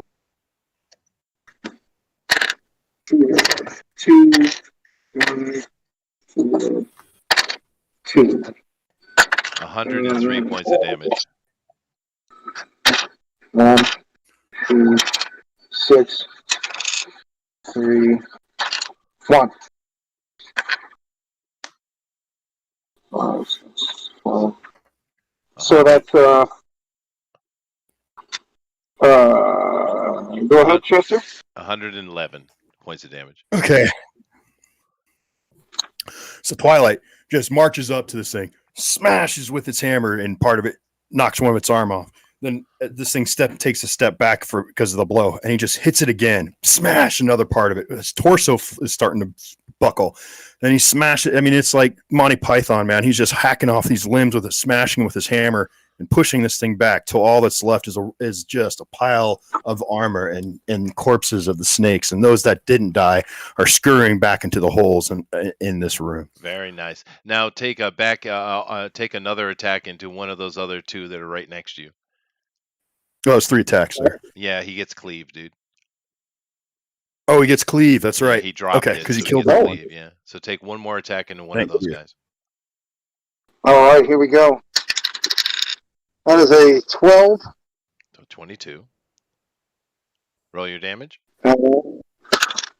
Yeah. 3, 5, 8. 2.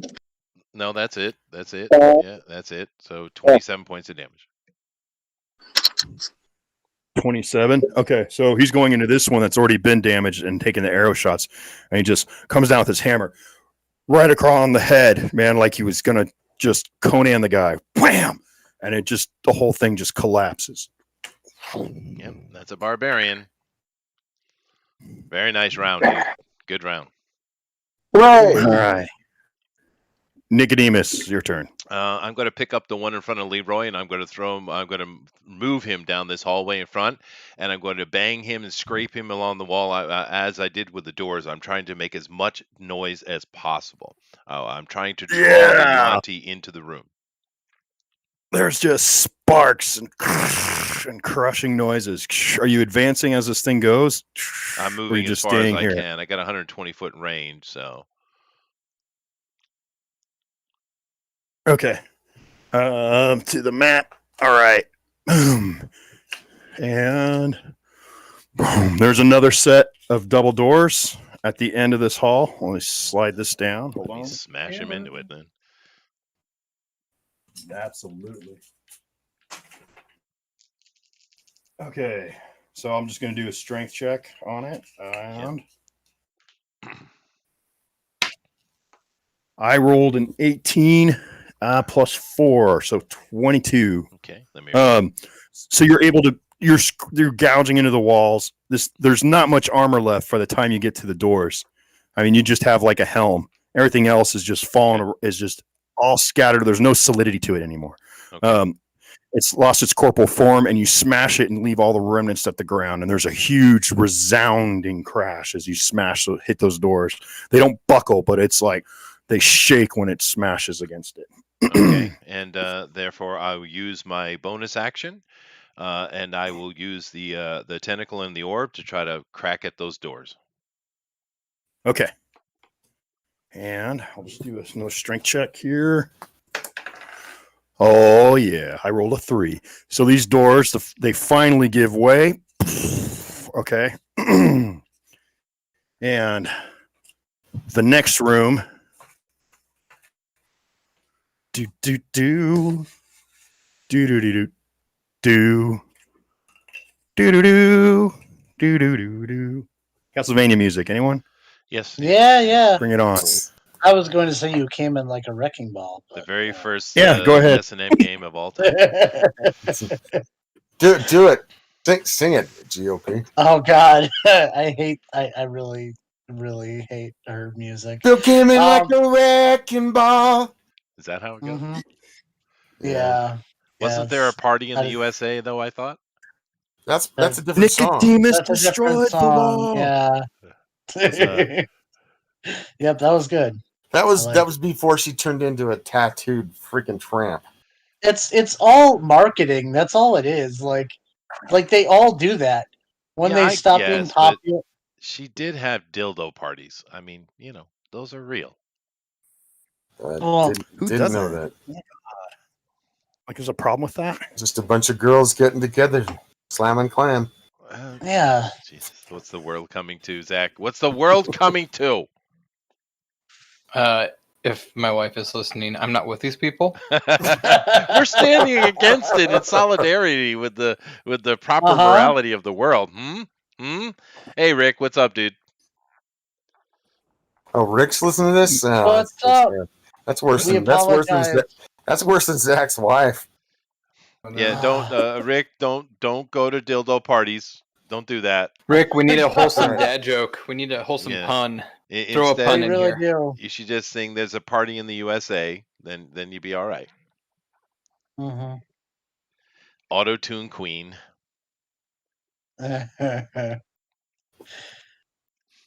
Oh, That's not what I heard, but I think I know what you mean.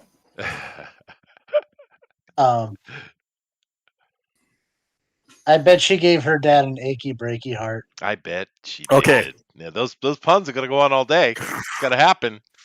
Mhm. Those doors blow open, and Jester, you can see, or Nicodemus. Let's see if I got fun with the camera here for a second. Do do do do do do do. Do do do do do.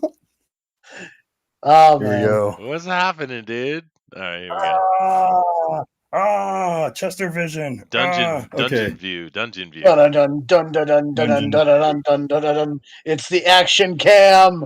Dun dun dun dun dun dun dun dun. You see a room full of Yuan Ooh, Ti, nice, dude. Nice minis. a So bloody many dwarf, sacrifices. Nope. and a priestess, and he's on an altar. Yeah, Oh god. Bloody dwarf. that is the view. Why couldn't it be a woman, they- Dave? Eyes are turned. They're all turned towards you. They obviously heard the ruckus as you intended. Whoop, back to this cam. Tie the cord. I get bonus Try action, something right? a little I get a different. surprise round, right? Right. No, that's your turn.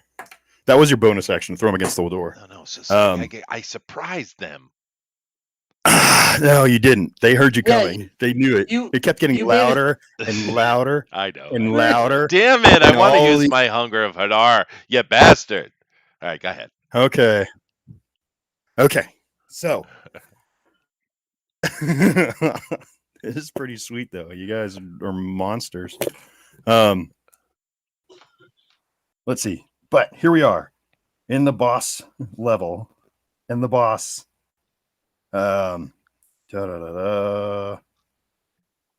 Is you see these are one Yuan-Ti abominations. These are the big bad daddies of the Yuan-Ti. Yeah. They have Malisons and purebloods, and purebloods almost look human, and Malisons are kind of like members of the Serpent Society, where it's like just part of their body is mutated, or part of their body snake-like, like their head or their legs or their arms, but not entirely. Where these have full-on torsos and snake bodies in their heads, and it's all put together.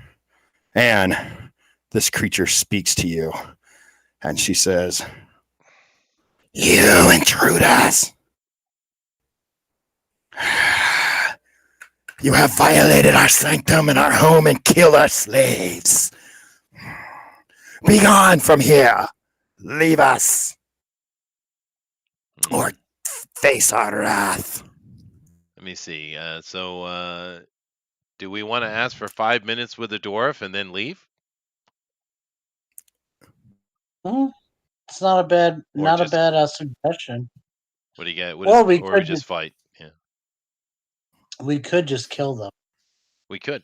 Yeah, we could do that too. All right, I guess that's the decision. Anybody else have an opinion on that? Are we down for Paladin? killing? Hey, you know what? We've been fighting snakes and stuff this whole entire time, and they're about to sacrifice someone who could be innocent. So I'm kind of more worried about the person they're about to He's to kill. worm speaker. Well, Yeah, he is Her- the opposite. he's of- valuable, and Yes. in her hands is this nasty fanged dagger that's dripping poison, and it is close to his throat. All right. Fine. One wrong move, man, and he's dead. Well, there's spells for that. Attack. Yay! Okay, roll initiative. She kills him. Your whole thing is screwed. No, All right, no, go. no. Roll initiative. Speak with dead. It's all right. Speak with that. Oh, They don't have to. Answer. that's really right, go. good. 22. I rolled a 19. Okay. I roll. All right, you rolled a 22. Okay. Mm-hmm. 25. All right. 25. Mm-hmm. Okay. Jakul, I rolled a natural 20, and he's got a Crap. 10, so he's going on 30. Jesus Christ. All right, Nicodemus, Let's see. I rolled a 17, so 20. 20. Everyone good. Leroy, 12. 12. Everyone's rolling good except Leroy. That's all right. That's good. That's good. Twilight, We haven't got the Twilight yet. Be patient. Yeah. He's muted. Twilight. roll your initiative, Roll your buddy. initiative. Tell the fat lady to you come might be- back tomorrow. She doesn't need a hamburger anyway. He's with the customer. They're hearing all this. I guess somebody just roll for him. Oh, I okay. guess. I'll roll for him. It's easy. Just add 3. 11. 11. Okay. Everyone rolled And- double digits. Yeah, everyone did. Even me. I rolled what did I roll? 18. So that is a 21. So 1, 2 of you have an 3 actually can go before me. Mhm. All right. Dracul is up. He is too far away to do anything except for get closer.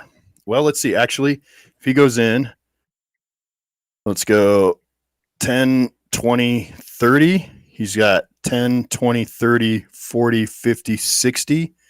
So he can shoot her at disadvantage. Mm. Isn't he? No. He can attack at disadvantage. Well, wait. No, let me see short bow. What's the range? 60, I think. Martial range, simple range, short bow is 80. Okay, he's got a shot. All right. And this would be considered a sneak attack and an assassinate, right? Yep. And I rolled a natural 20. Jesus Christ, Trickle. All right. Oh my god. So what's that? Does he that's is that That's is all no, the he doesn't get damage. automatic kill yet, does he? He might. Yeah, it's full on damage. How much damage is he doing? This guy is disgusting. Even when he's not here. Okay. So assassinate. Third level, deadliest. You have advantage. Attack rolls, creatures. So I got the advantage. He doesn't have death strike yet. Okay. So this is sneak attack though. And you guys are 9th level? Yep. So okay, so that's 5d6. Oof. That's doubled, so that's 10d6 for his sneak attack. And then the short bow is what is that? It's I forgot already. Short bow D6. D6. So he's doing 12d6 damage to her. Wow. Basket, dude. That means I need to get the big bag of dice. Here we go. Think you can one shot her? Don't forget his bonuses. Mm-hmm. Yeah, he's doing 12d6 plus his plus 5, right? For his proficiency. Mm-hmm. Or no, his dex bonus, I mean. Yeah. 2, 4, 6, 8, 9. Does he have 10, a bonus on his weapon? 12. I don't know. I don't know what weapon he's eating. If anyone can recall, I'll add it on there. I don't know. Yeah. Okay, so that's 12, 15, 18, 20, 2, 4, 6, 30, 36, 39, and 6. 39 and 6 is 45. Doubled is 90 points. And he gets a plus 5 to that. So 95 points. And these guys, base hit points is 127. So he draws, he throws, he shoots his arrow straight across and nails her in the neck.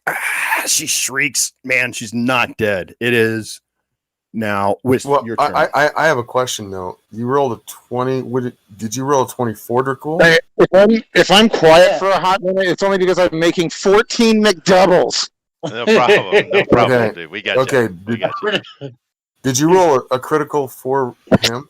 Yeah, he was rolling for him. Yeah, he rolled He for rolled it. Okay, It's okay. so he rolled a 20 on him, but if he's doing his assassination, that's an automatic critical. So does that double up the crit? You only double it once. You don't quadruple it. Yeah. It's all right. It's a good attack. You probably can drop her with. Get her. Yeah. Okay. Take him down. Move me up right there by where he was at.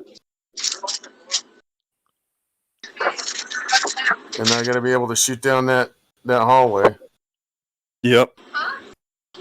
Okay, this is gonna be, and this should be sneak attack because she won't see me. 10 don't think. McDoubles. That's funny. No, even with dark. Yeah. I mean, this is lit in here. But even though it's lit, you guys are in total darkness. So it's All coming out from darkness to her. Yeah. All right, I'm gonna boil so some water. I'll be back in a minute. I'm gonna do my double crossbow. Okay. Okay, in a second. Sorry. You're fine. Um, This whole night's been hurry up and wait. It's my fault. one's the non-natural 20, and the other one is a 22. Those both hit. Okay. But, Clear, just a sec. Sorry.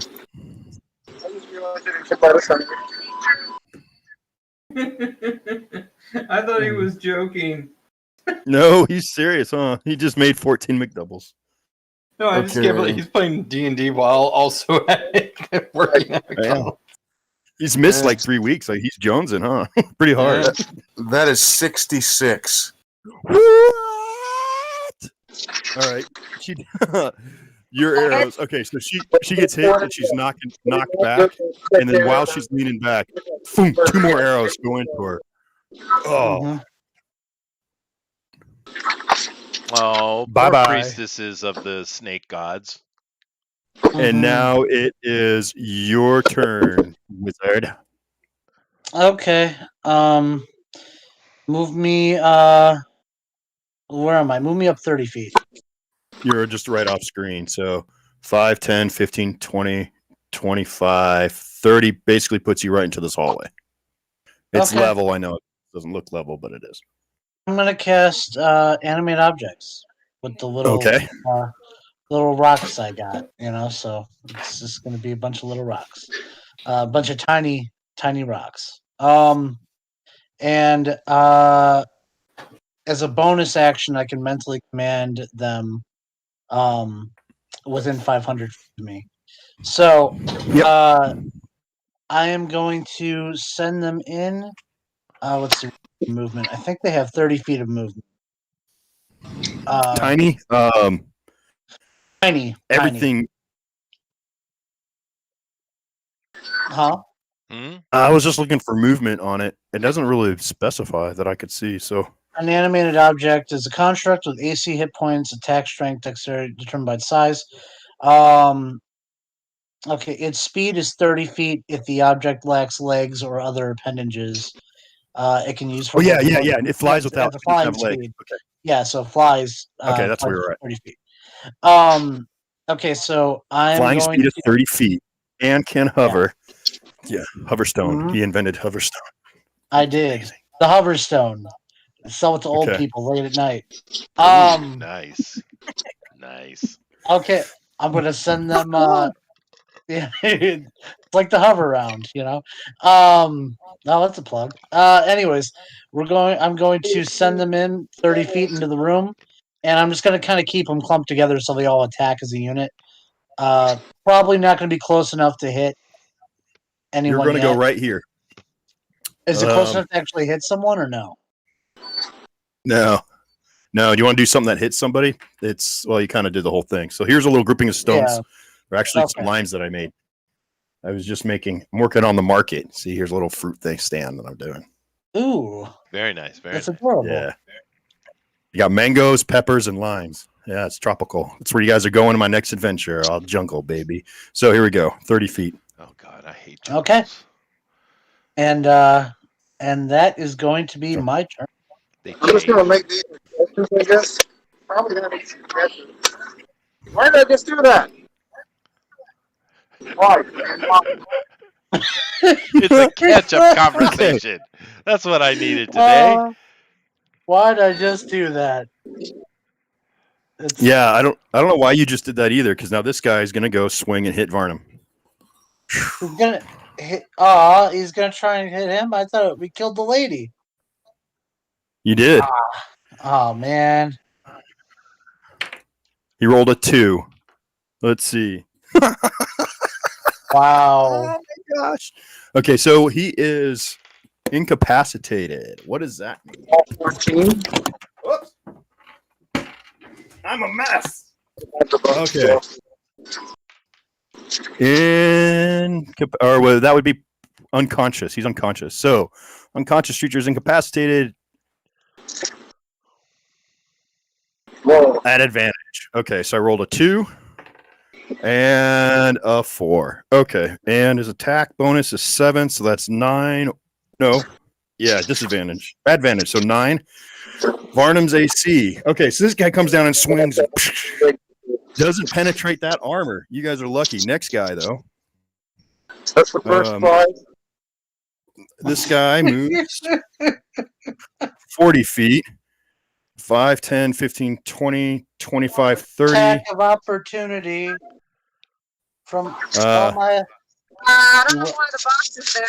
Okay. He went Sweet, right by now my we're rock. into the boxes. It's awesome. Yep. I'll be back in a second. Okay. So they all have a +8 to hit. Can I just roll them all together so I'm not rolling a ton of different things? Are you attacking him with all of them? Yeah, they Okay. all ran by all of them. That's a Well, this will total be of your only reaction, so that's okay. So go ahead.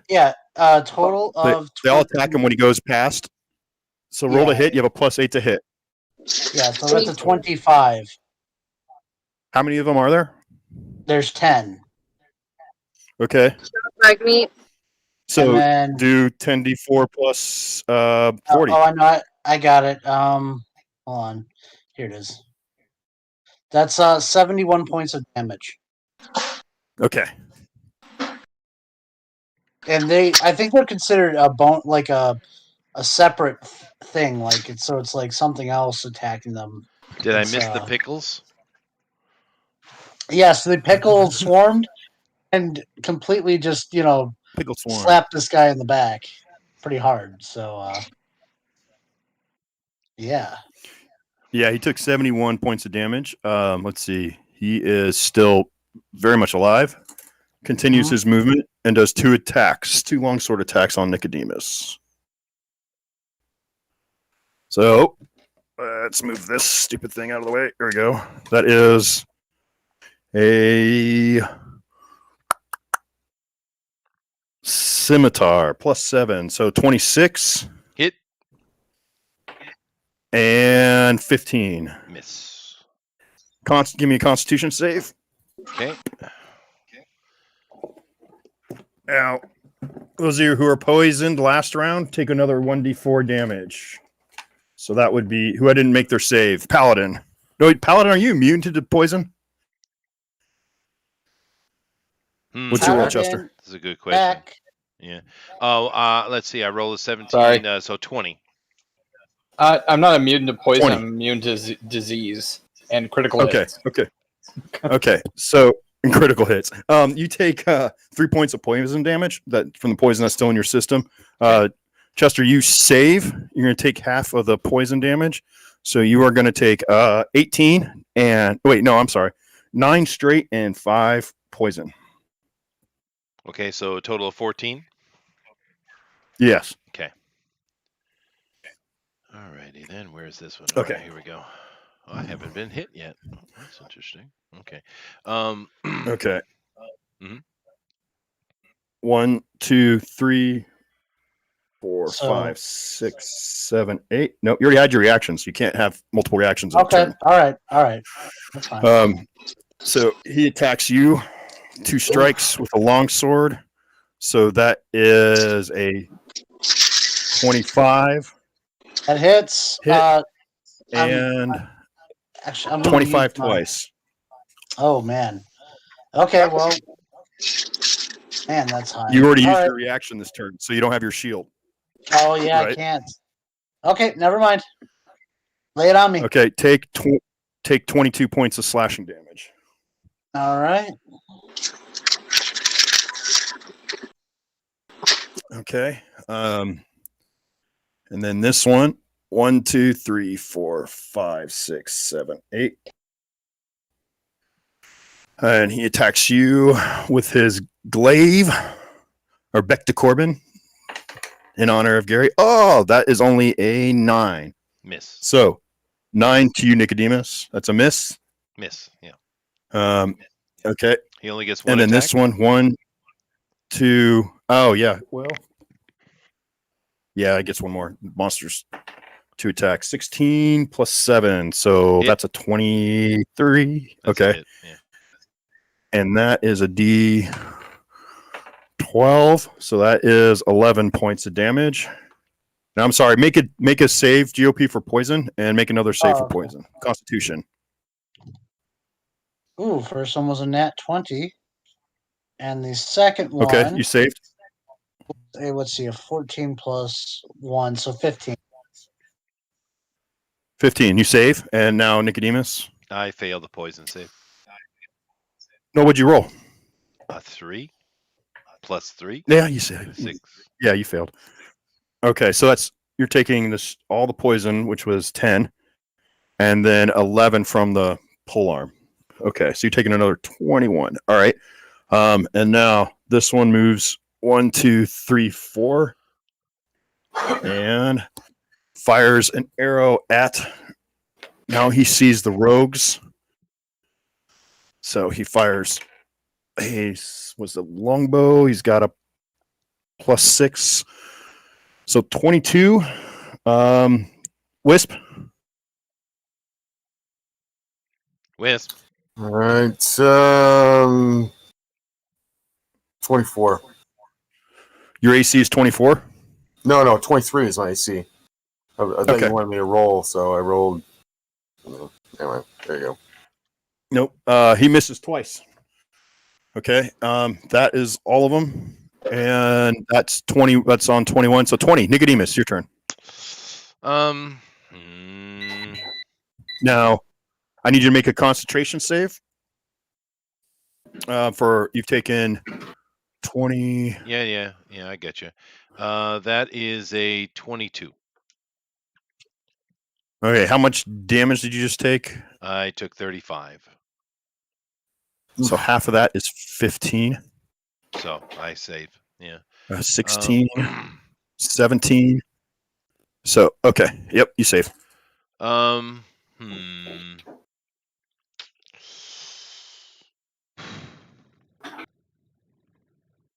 just gotta have risk it. Use my action, and I grab the dwarf and I pull him toward me. Ooh. Okay. You pull him towards you. He's hovering here. Yeah. Where's he go? Well, I'm going to get to it in a second. I'm going to use Okay. my bonus action in between. Okay. So I'm going to use the bonus action to. I can't hit them both, I guess. So I'm just going to hit one of them, the one in front of me. I'm attempting to try to push him away from me if I can.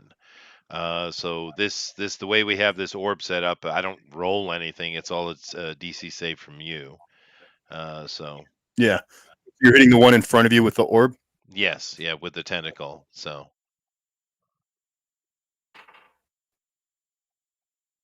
and I rolled a 15. all right, so he fails, and he takes some damage, but he's frightened, which is really what I'm after. So let me do the damage real quick. It's not much, 7 points of damage, but he is frightened. So mark him as frightened. And then I don't have a choice, dude. I disengage. I can't disengage, but I'm moving away, bringing the dwarf with me. So I move 30 foot into the room with the dwarf, and the two of them get attacks of opportunity. So, Yeah. I mean, I don't know what else. Two of them. Two of them. I was trying to mitigate it as best I could. I don't know what else I can do. GOP. Yeah. No, I hear you. So we kind of put ourselves in a really bad spot. Okay. Well, I could have done a couple of things, but we're trying to save the dwarf, so it is what it is. Mhm. So yeah, go ahead, take your 2 opportunities on me. All right, the first one was a 14, so you were able to bob and weave out of the way of that scimitar. But that glaive has a better reach and not a better roll, though. So you are not taking a opportunity attack. So I move my full movement back into this room with the dwarf in tow. Huh. But this guy has an opportunity. No, he doesn't. Does he? What? Why would he have an opportunity? He's not engaged. No, it has to be. It has to be next to each other. Yep. Yeah. I'm just thinking like I'm a jerk. That's okay. It's all right. Is that as far as I can move into the room? So your full movement would be 30. So 5, 10, 15, 20, 25, 30. All right. How's that? That's fine. All right. Okay. Done. You're done. Done and done. Next is Leroy Chicken. Plug that damn hole, please. All right. So I see you run out with a door floating above you, I guess? Yes. Yes. And then I go in right where he left through the hallway to help take down these guys. These clear little cubes I forgot about. We could float them on that. Let's see. That's nice. Yeah. And one for you. That's black. It works perfectly. That's perfect. Yeah, black. Yeah. See? Okay. Not everyone owns the color black. It's a free word. Uh-huh. Solidarity. But only so many people let it has retail space in their brain. That's Poor fair. guy. That's fair. All right, so just Leroy's moving in 5, 10, 15, 20, 25, 30. Now with fear, does this guy immediately turn and run? I Well, think it's no, they can't come closer. he's got to move on his round, right? Okay. Yeah, it's Okay. not on mine, it's on his. He's frightened. He can't come anywhere near me. Now, does that mean he can't engage Leroy? I don't know. You'll have to make a decision on that. But he is frightened. So it's not a Yeah, fear. he's It's not a frightened dragon of fear. It's you. frightened. Yeah. Yeah, it's just a fear spell kind of thing. All right, he's fears on you, and your far worldly spooky wizardness. Leroy, make your move. Well, I go after that guy then. Whoever's in front of me. Oh, you've got 3 of them right here. Before I Yeah. drop you in the middle of all 3, Okay, you know, Okay. I'll attack the one little, that little gonna closer plug that look. hole. Here it is. So this one, We're gonna kill that this guy. one's got reach on you with the glaive, but okay. So go ahead, roll to hit. All right. You know, if you want to be a real bastard, the glaive guy has a feat. Yeah, I'm not doing feats for monsters. They got enough extra attacks and stuff. I thought about that, but the way they designed the game, is monsters don't get the feats; they get their special innate abilities, and they all multi-attack. That's an 18 to hit. That is a hit. Sweet. Oh wait, I can do 2, so that's 1. Oh yeah, and then 24 to hit. So hit him twice. All right. And and by the way, one of my cantrips is branding smite, which is different. I can't stack it, but it is something I can put on my weapons. That's something you need to do then. Absolutely. All right. Well, I put branding smite on my weapon, so I get an extra 2d6 for every attack. Now is that an action? So you would have it's an action, so I could do 1 hit. You can do 1 hit, or you can do that on your next turn if you want to. I mean, you probably it's up to you, man. I'll let you make the calls. Well, the thing is that it doesn't end like when I cast it. Once I cast it and put it on my weapon, it ends when I have to like get rid of it. It doesn't just stop. It's not like the other one where I smite and then it's a one, right? It's a one-off. This one stays on my weapon throughout the battle. Okay, so it's worth it. It's worth to do it right now. It's worth to do it right now. Okay, so you did hit twice. So go ahead, give me damage for the 1 hit, and then we'll give it branding. So let's say first you imbued your blade with your divine power of the branding smite, and then you smote your foe. Give me the damage. Right. That is 1 hit is 17. All right. The other hit is 19. Well, we're only counting 1 hit, right? Let me take off the. All right, 1 hit. 14. Plus another 14. What's my total? What's am I taking? Your total is the 17 plus 14, so that's 31. All right. Excellent. That doubles your damage. That's awesome. So now you'll do double damage every hit. Okay, cool. Mm-hmm. I mean, all right, cool. Nice. You finally got this guy out of triple digits. All right. So, yeah, the paladin comes in. Man, there's a huge gash right up the belly of this snake. Now it's Twilight, the Big Mac Daddy himself. I do believe the cheese is being applied right now. Okay, so he is now, and you're blocked by both your guys because this is just not wide enough for 2 people to get in here. Well, he can move. So Twilight, throw your territory, friendly territory, though. He could be in front of them. Out. Yeah, I don't know about that. Can you do that? Like if there's, go ahead. We'll do it now. Go ahead. Well, he's gonna move in and start swinging at shit, right? Move him. So he's gonna go, boom, knock everybody. He's gonna have to go here to this unoccupied space. As we'll put on that. Okay. All right. I guess I'll roll for him since he's busy. Man's earning a living. I think that one missed. That one might have missed as well. 15 hit. 15. Which ones you're attacking though? It depends. He's attacking Okay, the so one this that's in this front of one's him. in full. This I'm sorry. This one's all in plate, and these guys just have piecemeal armor. No, okay? he's attacking guys the one just that's affecting that's in front of the wizard. Okay, the one in front of the wizard, he is able to get through that shield and krang him. He hits him. Okay. Next roll. Third one is a.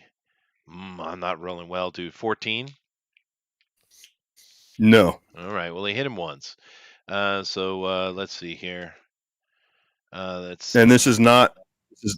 Is this raged? No. Yeah, no. That's what I Or was is it? trying to do, was to get the rage guys involved in the battle. That's the point. So he does. What is this? 27 points of damage to that guy. Yeah, He's done. he didn't go a complete turn without not taking damage or attacking because this all happened so fast. Okay, Yeah, so he's that was my intention. Yeah. okay. So how much damage? 27. 27 to this guy, and that's the one that sucks, Zach I hit rolled too. so badly. Okay, so that's the one's actually the one who's really taken the most damage so far. All right, that brings us to the top of the round. So we'll just do a quick bit of D&D math. 96 minus 27, clear. And this guy's at 69 hit points, bro. All right. Oh. Dracul is not able to get a shot off through that crowd. And there's no way he's going in the mix on That's that. all right. I'm actually calling him over to me. Okay. So he takes his turn to come over to you. And this guy, the dwarf, is he completely bound? I'm assuming He would. is poisoned. He's just totally poisoned. His skin is pallid. He's sweating like crazy, shivering, and unconscious. But are his hands and feet bound? He was a sacrifice. No, his hands and feet were not bound. He has not Okay. been sacrificed yet. I asked Dracul if he will bind this character and tend to him, please. Okay. So Dracul takes his turn to tie this guy up with some rope. And now we're over to Wisp. All right. I guess I can give him a sleight of hand check real quick, and he rolls. I roll a 15, plus he's got like wicked proficiency bonus of like 10. So if he I don't know, he doesn't have sleight. It doesn't matter. He tied him. Done. Wisp, what are you doing? Okay. I want to move in and move out. I don't know how to do this, but I know that I have the ability to do that. I want Okay. to do my So what you can do? sneak attack as I go in with my sabers. Okay. So you can do part of your movement since this guy is engaged with these people. He's the only one you can reach. Okay. So you can go ahead and jab him, and then because you're only going to move like about 5 feet, And then you I don't need to move back. disengage because you are not next to him. So you can do part of your movement, jab. You come in, go ahead, roll a hit. Okay. This is double saber. Okay, first one, sneak attack. Wait a minute. Okay. That one is a 20. That is a hit. Next one.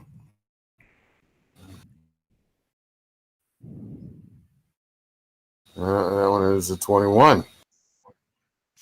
You come in and you're like, sa with your right hand, sa with your left hand. You squish, you're just moving right in there, jabbing and piercing the belly of this beast.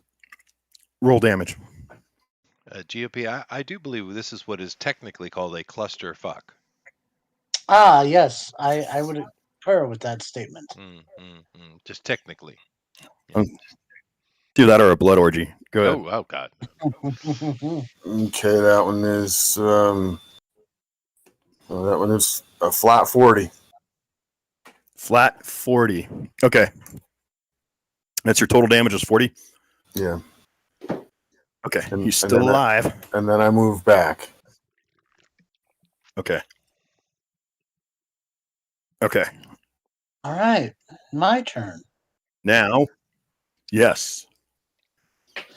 Well, first I'm going to deal with my bonus action before I do my action. My floating cluster of pebbles rolled a 26 Limes. hit. Okay. Huh? On the guy in front Limes. of him. They're limes, Okay. yes. The limes of death. 26 Yes. to hit. I'm guessing that hits. And It's called they are going. critical citrus. Critical citrus. Go ahead. Oh wow, that's horrible. There's a ton of one in that. 62 points of damage in the one right in front of him, and then 62? yeah, Oh my. All right. that's really low. That's a lot of ones. And It then is, man. But because it the is. base, yeah. So should I resolve like what happens here or what? Well, I got to do my action and then my Okay. movement. So, my action, I'm going to do another disarm on the guy right in front of me, and I'm going to Okay. knock it back. So here's the thing: could it potentially hit the guy behind him? I'm just curious. Or If I crit, like it went down the well because I rolled a 1, remember? oh, So okay, yeah. Well, yeah. you have to roll a strength save, DC 18 strength save. That is an 11 plus 4, so 15. Okay. Then he fails, and Yes. He is disarmed. and now that he's disarmed, I'm going to get out of dodge. So Okay. just, You do disengage because he can still strike you with his fangs. Ooh, He's a big guy, man. fang These things are strike. large. okay, so disengage. How exactly? What is the proper way to do that then? Like, Well, I prefer like poking him in the eyes like Mo Howard. well, I But mean, so I have the ability technically, to do like what a. disengage technically would work is you would fend him off with like your staff or something. You know, you kind of make sure your movement. Normally in combat, there's really like a 5-foot stretch. You know, the length of the sword plus the length of the arm. So you're just able to kind of keep your arms up and back off. Right, Chester, Mr. Fencer? Yes. Okay. Does that sound something What's the- something like that? So you'd be using your staff to keep yourself from getting struck as you shimmy and ship back. Okay. Right. So what is it? Well, what is So the 5. downside? Like, what does it cost me? Like half my movement, or It's an action. It's your movement. It's your movement. And that's where it is. It's just like actions and combat. So that would be a combat action. Dash, but that's where it gets confusing. So you gain extra movement with a dash. Disengage, your movement doesn't take provoke, but it's action and combat. So okay? you Well, I have a already movement, took my you have action. action, you have bonus action. So this isn't actually an action, is what I think I'm going to say, because casting a spell is the same as disengage. It's an action. Okay, well then I wouldn't be able to do a disengage anyways. So Well, all you've done is your bonus action, right? no, I cast. I cast disarm. Disengage. Yeah, Oh, you disarm. cast disarm. Yeah. Yes. Okay. So technically, no, you wouldn't be able to disengage. Okay, well, I'm just gonna move away and do the attack of opportunity. And Okay. let me know what he rolls, and I'll put a shield on if I have to. I guess that's as a reaction. I missed. So he tries to lunge at you and bite. And my roll was a 12. Okay. So you're able to keep your eye on him as he's coming at you, and you're like, whoa, whoa, and you get out of the way. Is that how that goes? Whoa, whoa. That's Yeah. Snake Yeah, Man if sound. you, I guess move me the full amount away because I do not want to have this guy come after me. Okay. So I'm not really counting this as movement. That's just 5, 10, 15, 20, 25, 30. Okay. Now the snake says, I hate you. All right. Oh, And oh, personalized, and it's so close to Valentine's Day too. Uh-huh. That's I'm not a commitment. happy snake. I live in a hole in the ground. Fuck you. All right. Jesus. Where does the Don't happy involve. snake live? No blasphemy. No. All right. So that's all your turn. That's And your now, turn Nicodemus, your turn now. now. No, I think it's your turn. Oh, yeah, I'm on 21. Okay. Yep.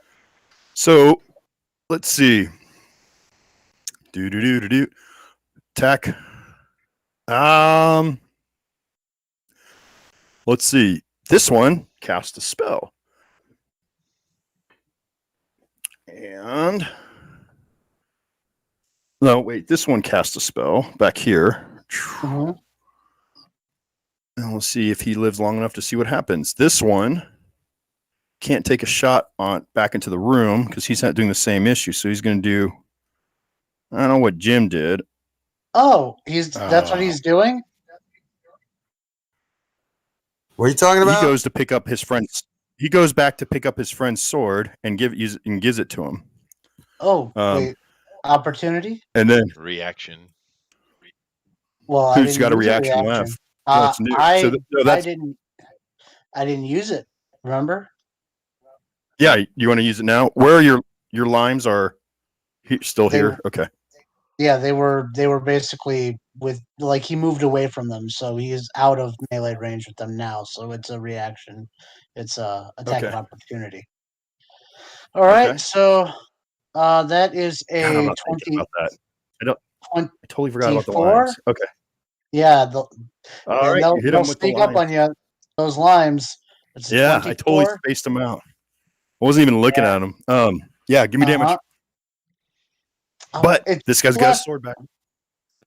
It's less every time. Oh my god, it's 58. It's just so many ones. 58. Oh, well, 58 on him.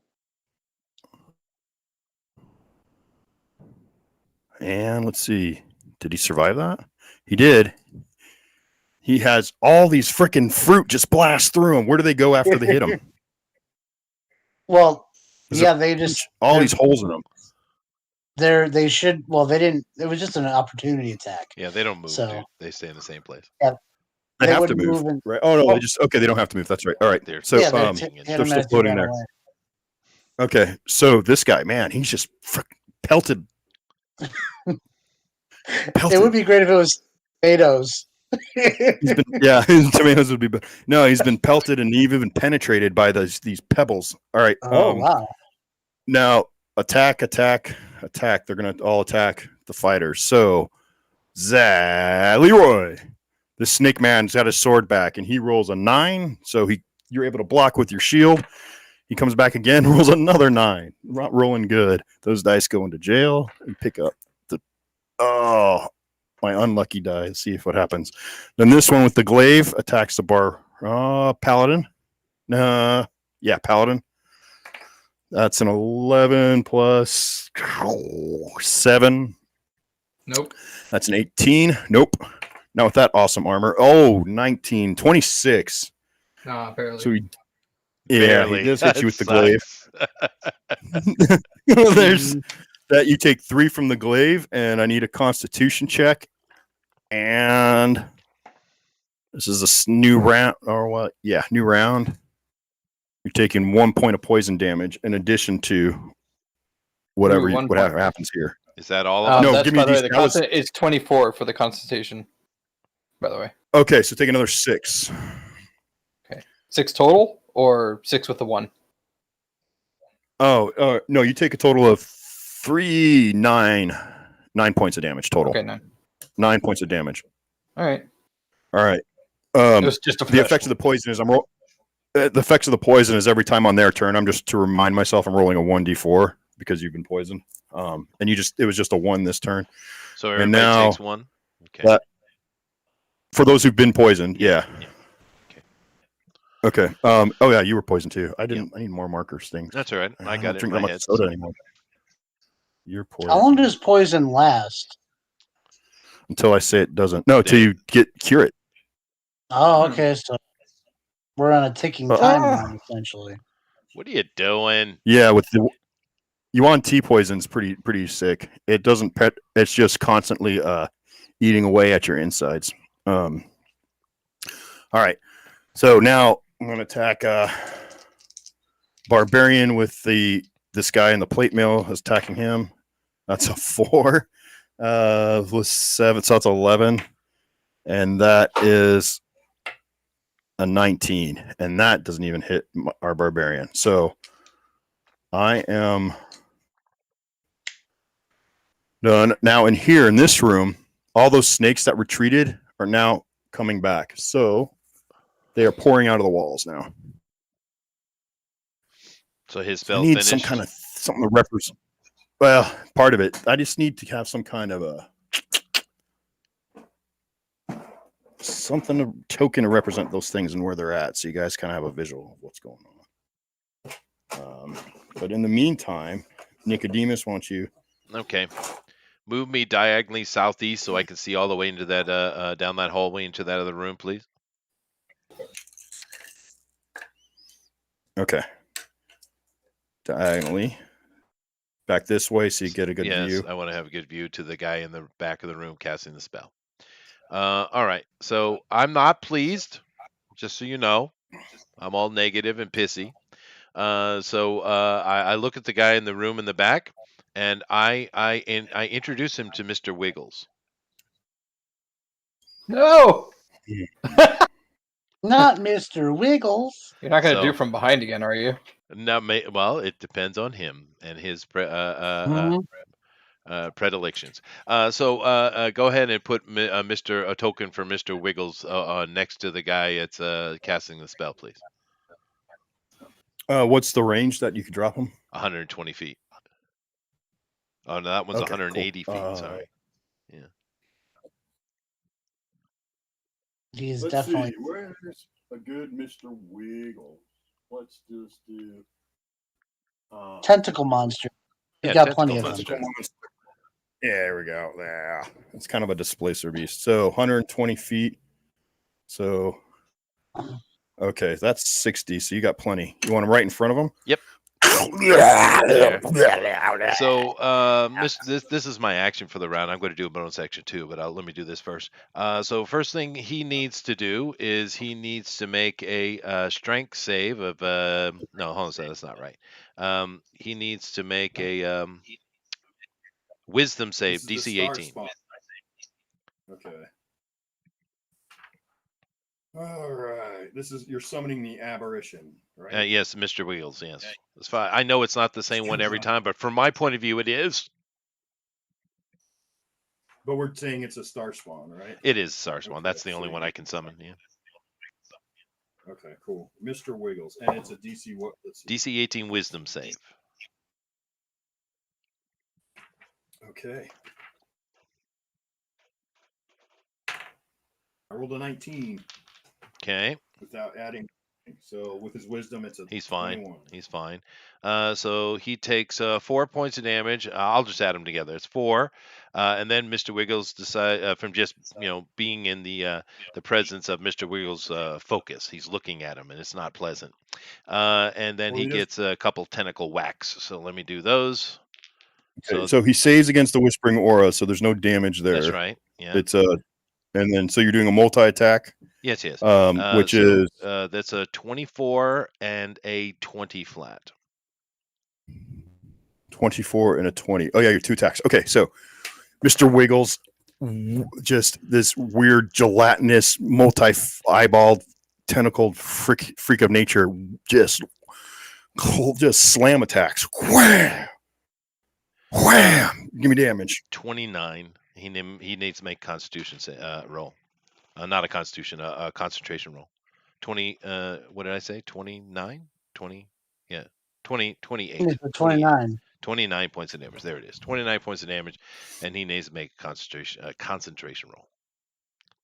Okay, so 29. Half of that is 15. Okay. 13 plus his charisma is a +4, so he makes it. I tried. And then my bonus action, I bring Ichabod out, and I put him right in that at the front of the hallway there to attack the one that's next to the red disc there, whoever's the red disc. I put Ichabod right there in the hallway to plug that hole, basically. Okay. Well, Yeah. Ichabod is hanging out right over here. Wait, no, there he is. Ichabod. You're putting him right by the paladin? No, move him up 5 feet. He's right there. He's engaged. Yeah. That's fine. And he's Yeah. going to do his little thingy. All right. So Oh, don't Everybody you judge likes him. it when Ichabod does his thing. Yeah, don't you judge him. All right, here we I go. don't like it. Let's see. That's a 18 to hit. 18 to hit. Yes. Okay. This guy needs to make a DC 15 strength save or be knocked prone. I'll do the damage as well. And strength is +4, so he makes it. That's a 15. Okay. Oh, nice. So 13 plus 5. So he takes 18 points of damage from that bite. That's a pretty good bite, man. Good job, Ichabod. That is a great bite. Ichabod is on that arm, yanking it, trying to tear it out of its socket. Right now, this guy does not have a sword attack. I am Ichabod's done. grip is on him. Excellent. Bum, bum, bum. Paladin! Sweet. Now my super thing is all imbued. I'm gonna take some more wax. That's the way to do it, man. Whack it with your imbue.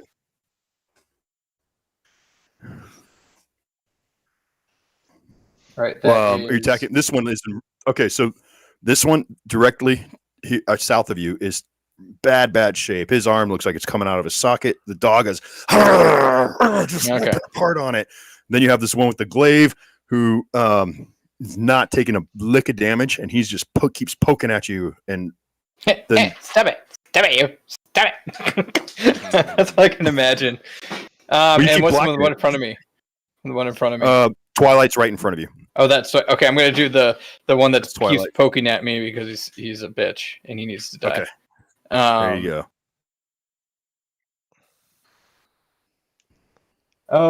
Okay. You don't have any dire that's a features, 28 and a 25 to hit.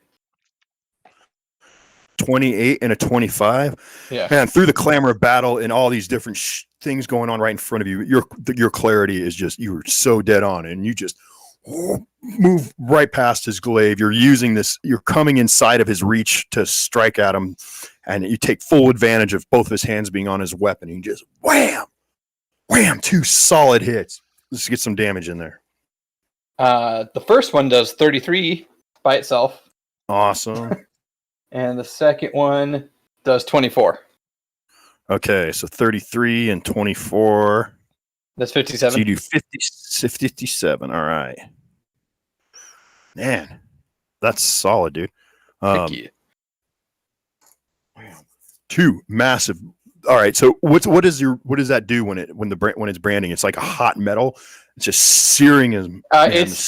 It says that it's a Oh, actually, yeah, no, it does some stuff. When you hit a creature with this weapon attack, the weapon gleams astral radiance as you strike, and and it does radiant damage to target, which becomes visible if invisible, and the target sheds dim light in a 5-foot radius and can't become invisible. That would have been nice if I hit that other thing that couldn't be invisible.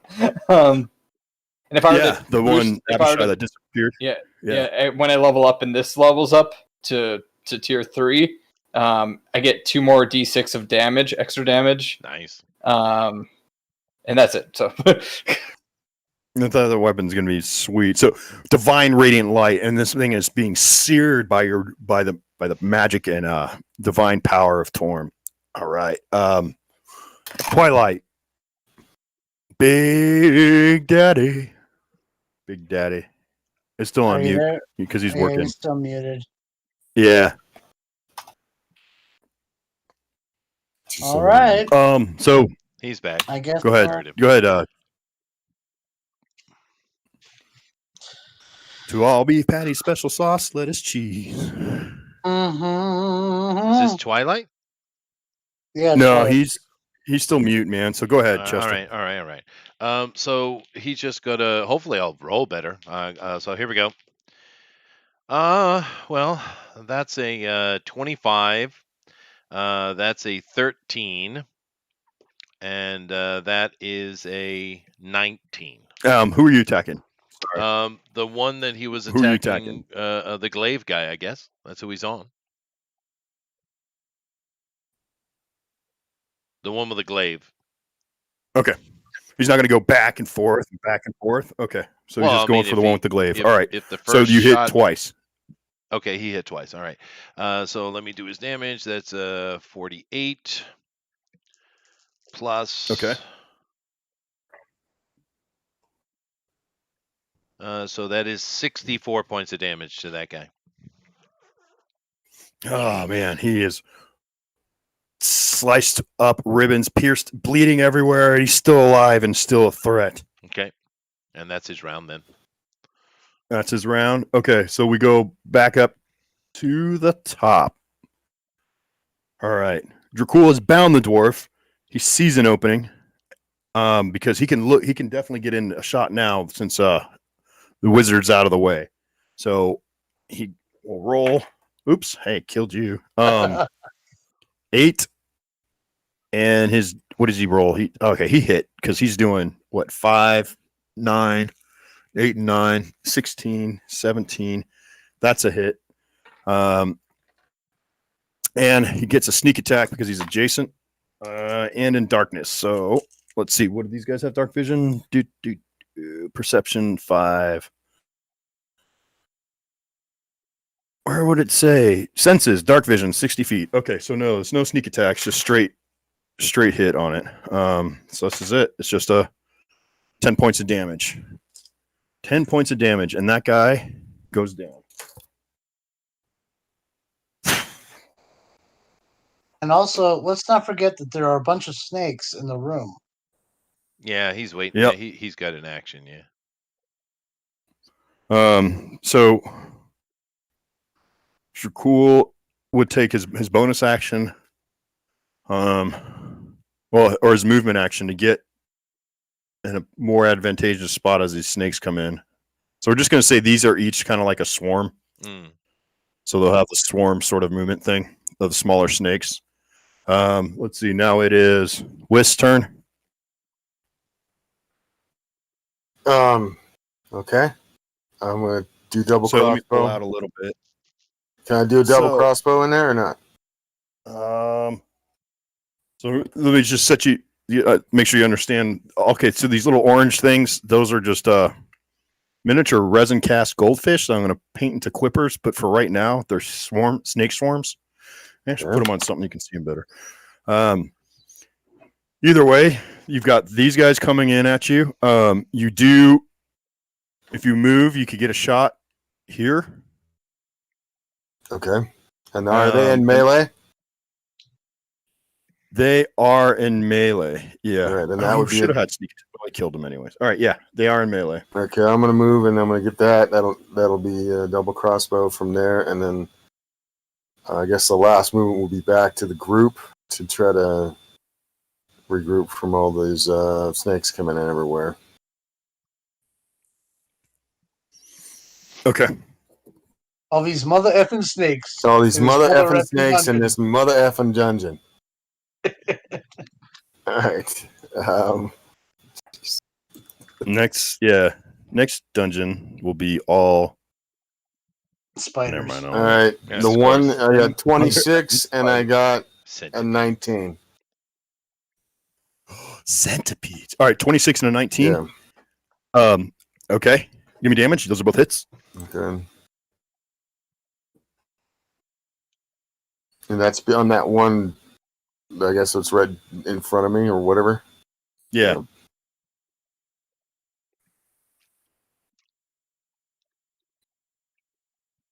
The one that Twilight ripped into. Yeah.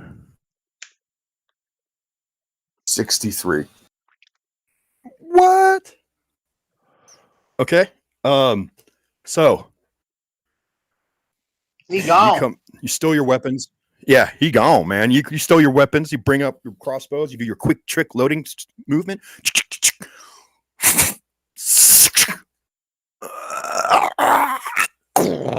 Dead. Okay. Do I have an extra action? You have a bonus action still. Yeah. Which is either Alright. another attack or movement. for you. You're a cutting action, or you get an extra. How far are crossbow those? How shot. far are the snakes from me right now? You've got some actually that we're going to say this is just you wouldn't move adjacent to it, so we're going to put one right here, which is 5 feet from you or 10 feet. All right. Can't decide whether I want to do Greek fire or move. Burn them. Okay, Greek fire. All right, you're going to throw a Greek fire on this. Roll to hit. 1 second, just a second here. Okay. That is a 16. A 16 on those poor little snakes. They didn't do anything to you yet. Oh, come on. Isn't there just a spot where they have swarms? Okay, swarm of bats, swarm of insects, swarm of poisonous snakes, 14 armor class. All right. So roll your damage. It's a 1d4. Right? Yeah. Plus something. Plus my regular stuff. Okay. There is something on that. Let me check real quick. Give me 1 moment. I am sorry. Jimmy from the mountaintop Uh, throwing his alchemist fire. +4? I think it's +4. Anus. He's got it. So 1d4 plus All right. 4 plus. Yeah, this I Or guess it's just Twilight. it. He's Oh, and I got a 4. 8. Fantastic. You did 8. Yeah. And they're going to take that continually too. Like 1d. What is it? It continues burning. on. Yeah, they just keep burning. Right. How much? Every round, what do they take? Since you're looking at it. I don't know. I don't have that written down, but I know that's something that should be happening. All right, look it up and let me know. So I'll mark down 8 points of damage to him. Okay. Yeah.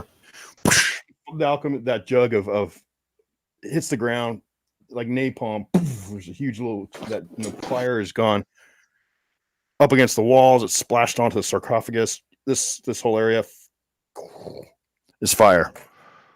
I just looked it up. There is no plus, so just 4. Okay. 4. I'll just have you roll. 4. Okay, now what is you? Back to the wizard. Oh, that's right. The wizard's first. Okay. All right, so let's take 1d4 at each of its turns. The creature can end this damage by using an action to make a DC 10 dexterity check to extinguish the flames. And I'm sorry, I didn't hear the damage part. D4. Okay, 1d4 every turn. Okay, every turn. Good. I'm good. And then Okay, bonus action first. Is gonna hit the range. My animated objects are gonna hit the range guy. My lemons, or what'd you say? What were they again? Limes. Were they limes? Yes, that's 18 to hit, and then that is 60. And you're attacking the same guy. Yeah. And you do 66 points of damage. That's good. Yep. All right. And as my action, well, you know what? A fireball might not have killed them before, but it's gonna kill them this time. Actually, I probably don't need fireball. It's a swarm. They're all in the same spot. Okay, then You got 4 groups. Yeah. You guys can't really see those, can you? All right, hold on. Then I will do. Let's see. You know what? I'll do Scorching Ray on the swarm that is towards the doorway, like that we came in. All right. So okay. Yeah, that was right here. Okay. All right. So that's I roll 3 times with that. First is a 24 to hit, and then because it's 3 separate things. So 24, 16, hit. and a 21. Hit. And the damage is going to be, that's 10 plus, another 10 plus 3. So 23 points of fire damage on the snakes by the door. Okay. 23. Let me mark that down. 1, 2, 3, 4. Okay. All right. So you see, as you fry them off, the size of that swarm has dissipated quite a bit, and that's And your then turn. For my Oh no, movement, you did your bonus action. Are you gonna do movement? Yeah.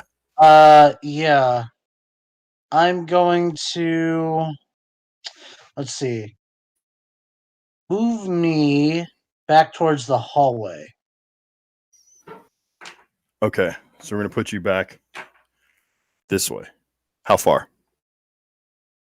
I guess kind of put me up against the back, Zach's back. I guess push me that far, if I can go that far.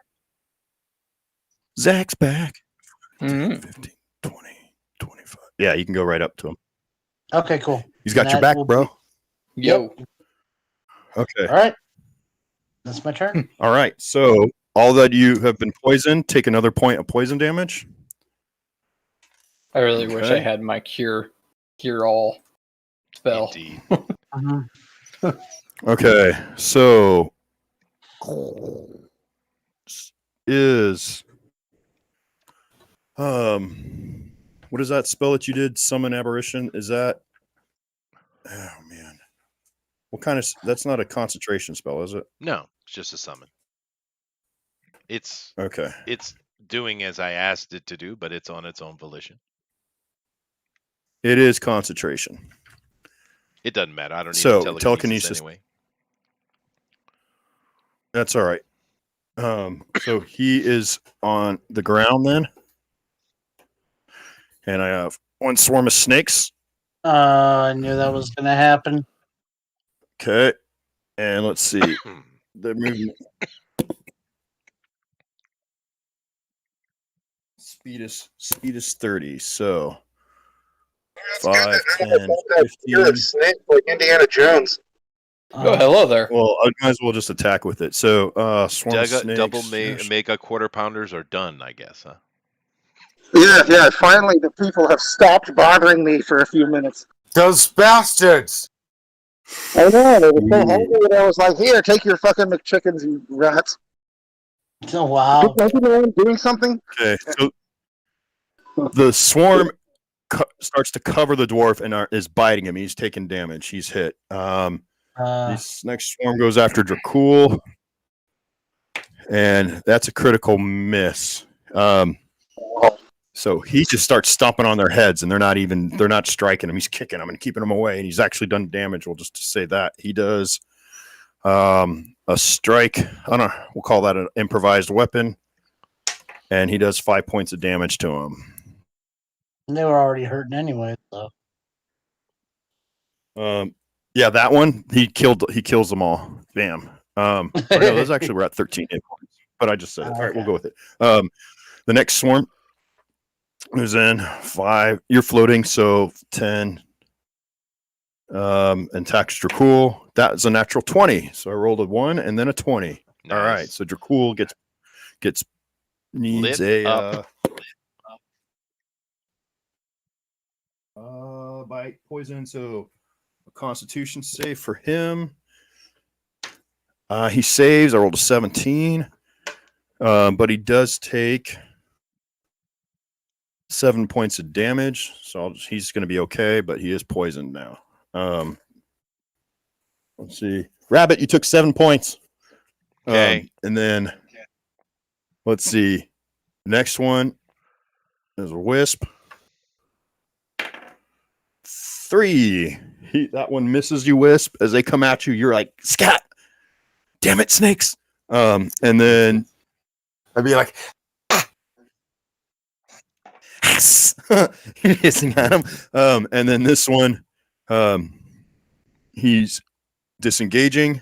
5, 10, 15, 20, 25, 30, and goes through a secret door. Um, Oh, secret door. secret door. And then this one is engaged with the star spawn. And he rolls the hit. That is a 26. Hit. So yeah, so its AC is no? Oh, level of the spell. Okay, yeah, so that's a 15, and he does first attack hits. Second attack is a 9, so that's a miss. And he does, what is it? It's a 2d6 plus 4. So that is 15 points of damage. Okay. And you're still good. You got plenty of hit points on that, baby. All right. That's my turn. Back to you now, Sorcerer. All right. So I move into the hallway. As I fly over the top of Ichabod, I scratch his ear. Good boy. You And don't have. You have. It's only 10 feet high, so you can go over Ichabod. Yep, scratch his ear. Okay. All right. So yeah, just put me in the middle of the hallway. And Ichabod is going to move. He's 50 feet to move into the room. So just move his full movement up to this guy. I don't know if he'll survive this round or not, but yeah, he should be able to get up in combat with him. I am myself. Yeah, he's adjacent. Okay. Yeah, next round. I don't know if this guy will survive this round because I'm going to just blast the shit out of him. Might as well let Mr. Wiggles have his fun before I do something. So, Yeah. Mr. Wiggles is going to take his 2 shots. I do believe he hit twice. That is, the lowest one is a 22. Oh, that's damage. Okay, so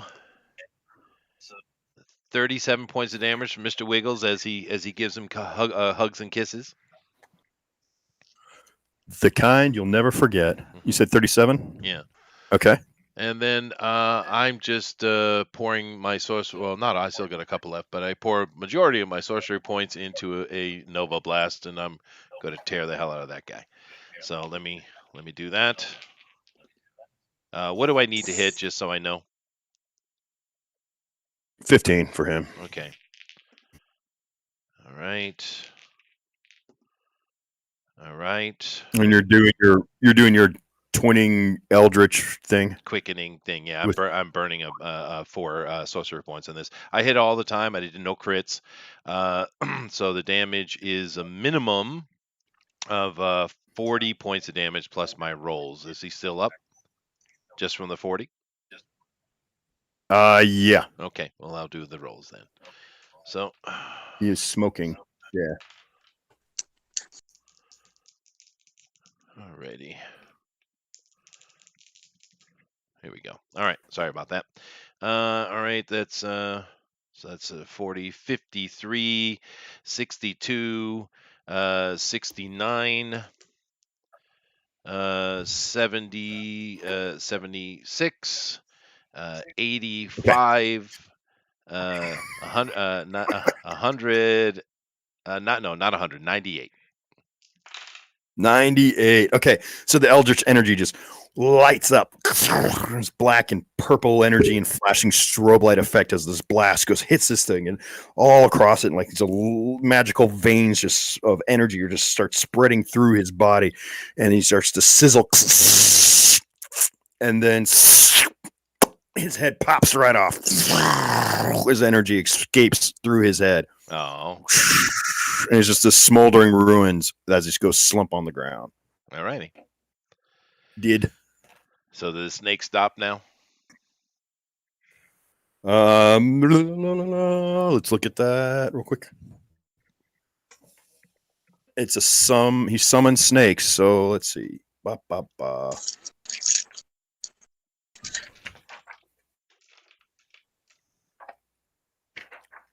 It's probably must be concentration. I'm looking that up. Summons seem to be concentration. That's odd though. But yeah. Or wait, it is animal friendship. So he's able to call them in here. It's an enchantment. And he was able to do it at 4th level. It's not concentration. And that's probably doing it wrong. So we're gonna say, yeah, they're gone. They're dispersing. I thought it was one way. Yeah. No, they start to disperse, except for those engaged and fighting. I mean, Dracul is gonna need to attack. These guys are dead. These guys take another. Wait, who are we? We're on Leroy.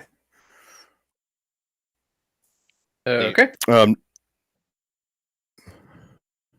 Still No, alive around me. the ones that are already fighting are fighting. So you're up. The dwarf is in trouble. Yeah. Save the dwarf. Save the dwarf, Save him. dude. Oh, you screen. Sorry. Here we go.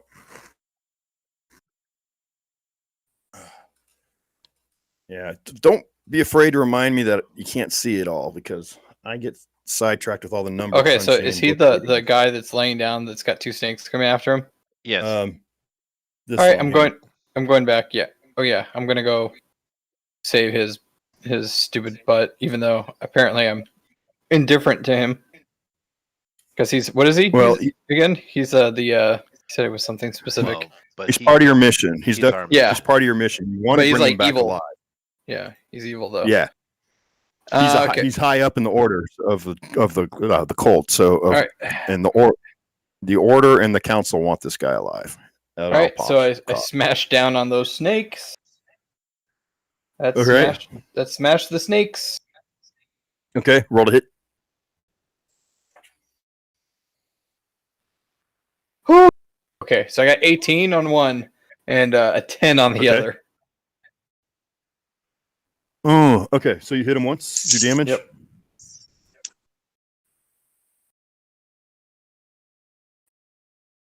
I do a total of 25 damage. Okay. You kill these. Yay. They're gone. Safe, you little bastard. Okay. Let's go Twilight. His move. It's 40, 5, 10, 15, 20, 25, 30, 35, 40. Go ahead and give him a attack roll. Sure. Hit? Do I need to hit more than once? You can do 20 points at one hit, so move to the next one. All right. I can't really. That's his max movement. All right. Well, he kills 1/7. So, and then Dracul, 19. So that's a hit. And am I right? He's only doing 1 die damage on these things. Is that right? Okay. I think so. Yeah. Yeah. Okay. So I need one more attack over here. Whoever's next would be Aristides. No, Wisp. Yes. All right. You still have 1 swarm of snakes left. Okay. And There's everything no, else is. There's no other larger things to attack. No. Well, one Yuan-Ti went between these two columns, and you heard the sound of stone moving, and he's gone. Okay. I think those two can deal with those snakes. I'm gonna go check. I'm gonna go over as far And as. then I the can. dwarf. The dwarf has been bitten, and he's in bad shape too. So you may, if you want to save him, you need to act now. What do you want me to do? I don't have. Try and do a medicine check.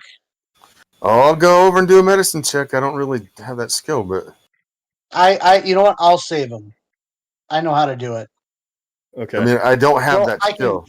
I can save him for now. I could probably save him for long enough for us to get somewhere where we can, help him.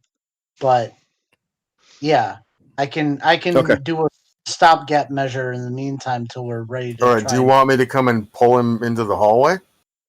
No. Don't go near that bridge, please. No. Just make sure the snakes are dead, and then that's. All right. I'll go over there and attack him with my swords. Okay. Give me a hit. Roll twice, and finish him off.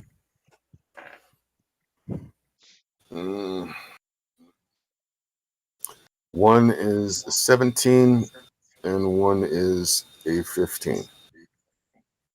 Both Both hit. hit? Okay. Both hit.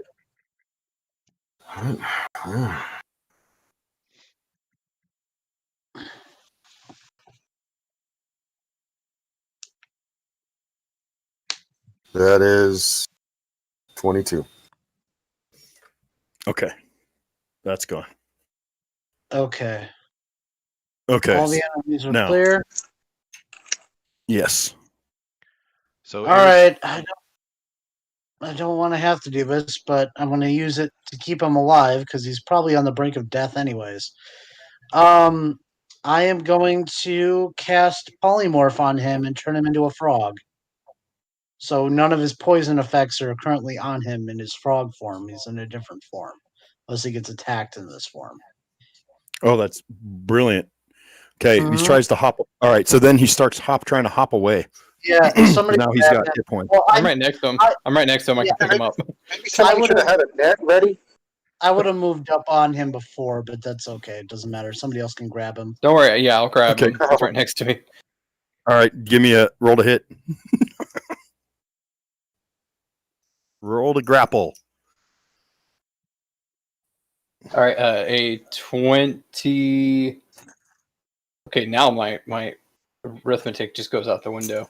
25. So over 20 is it's definitely good. So you grab this fat frog with the shortest legs you've ever seen on a frog.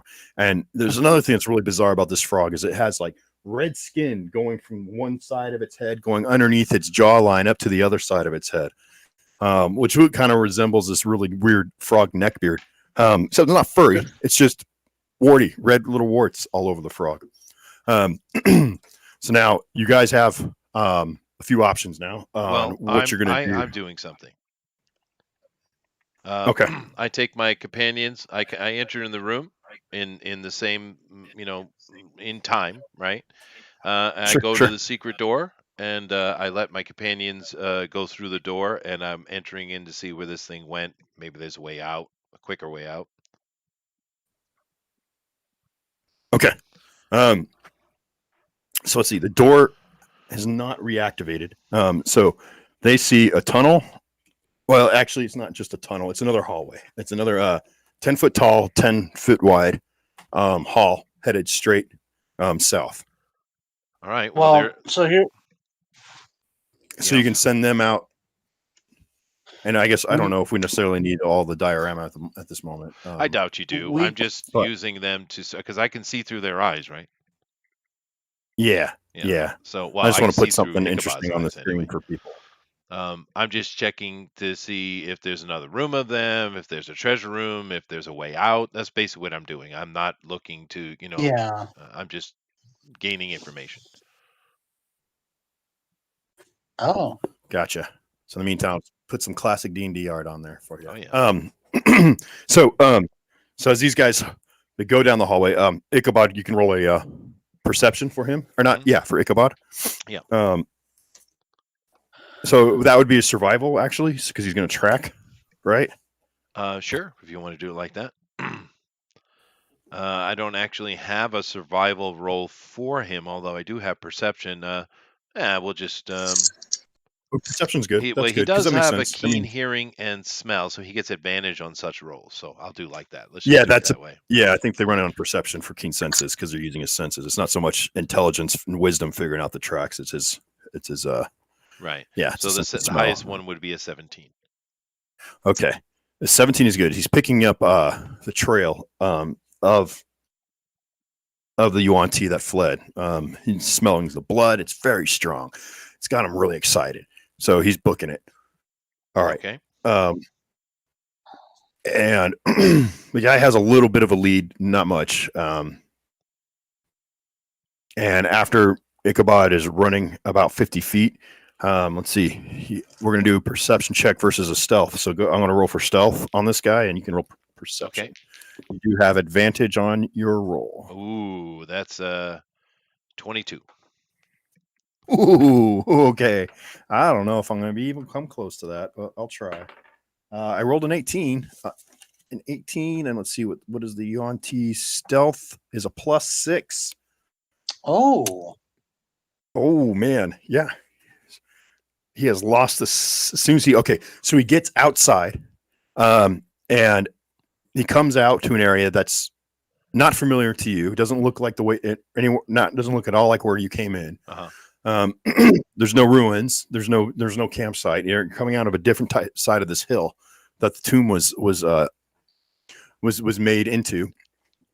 And it is a serpent hill. So you have again that topography of hilly slopes, brushes, sparse trees, and he has lost the scent of it. Okay. All right. Well, at least so this is basically an escape tunnel. I get it. All right. It is an escape. I dismiss the aberration, and I call Ichabod back. So there's this murkiness that aberration starts to turn somewhat murky looking, and then there's an implosion of air, and he is out. Okay. I'm done. I just wanted to see if there's anything so we don't miss it.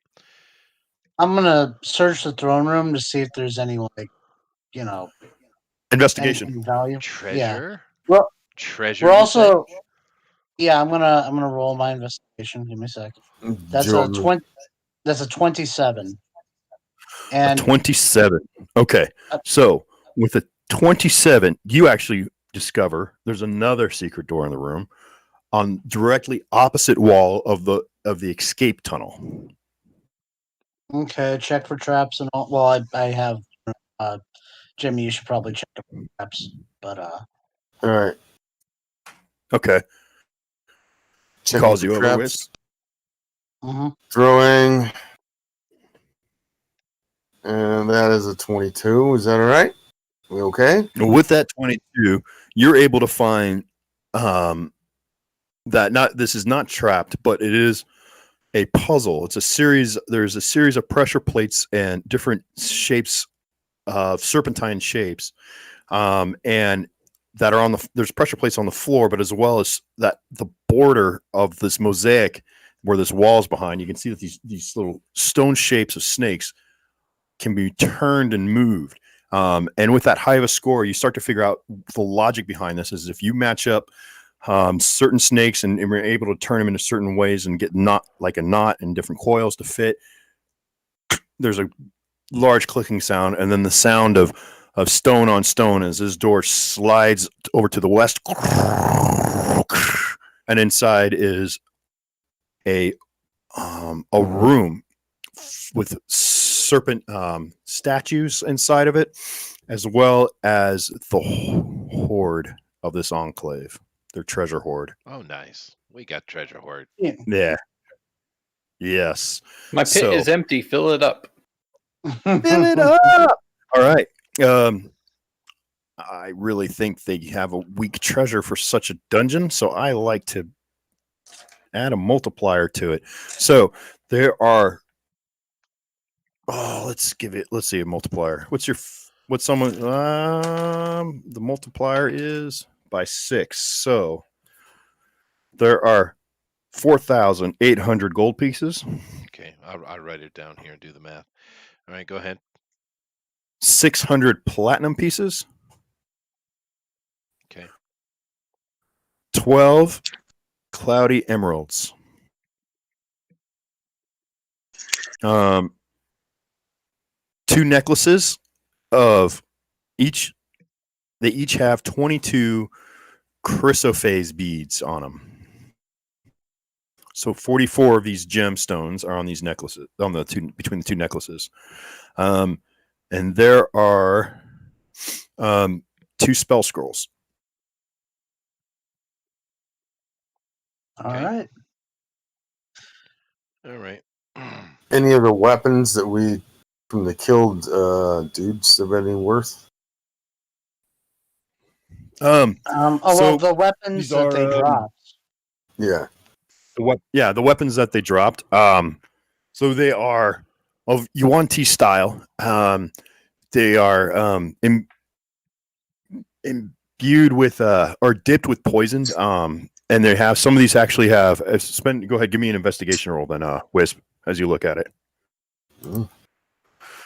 All right, these blades. I mean, like the symbols of That's snake heads and fangs are encrusted in the hilts and in the pommels of the swords, and as well as the glaive has all kinds of snake motifs and along the shaft. and the dagger that the chick was holding.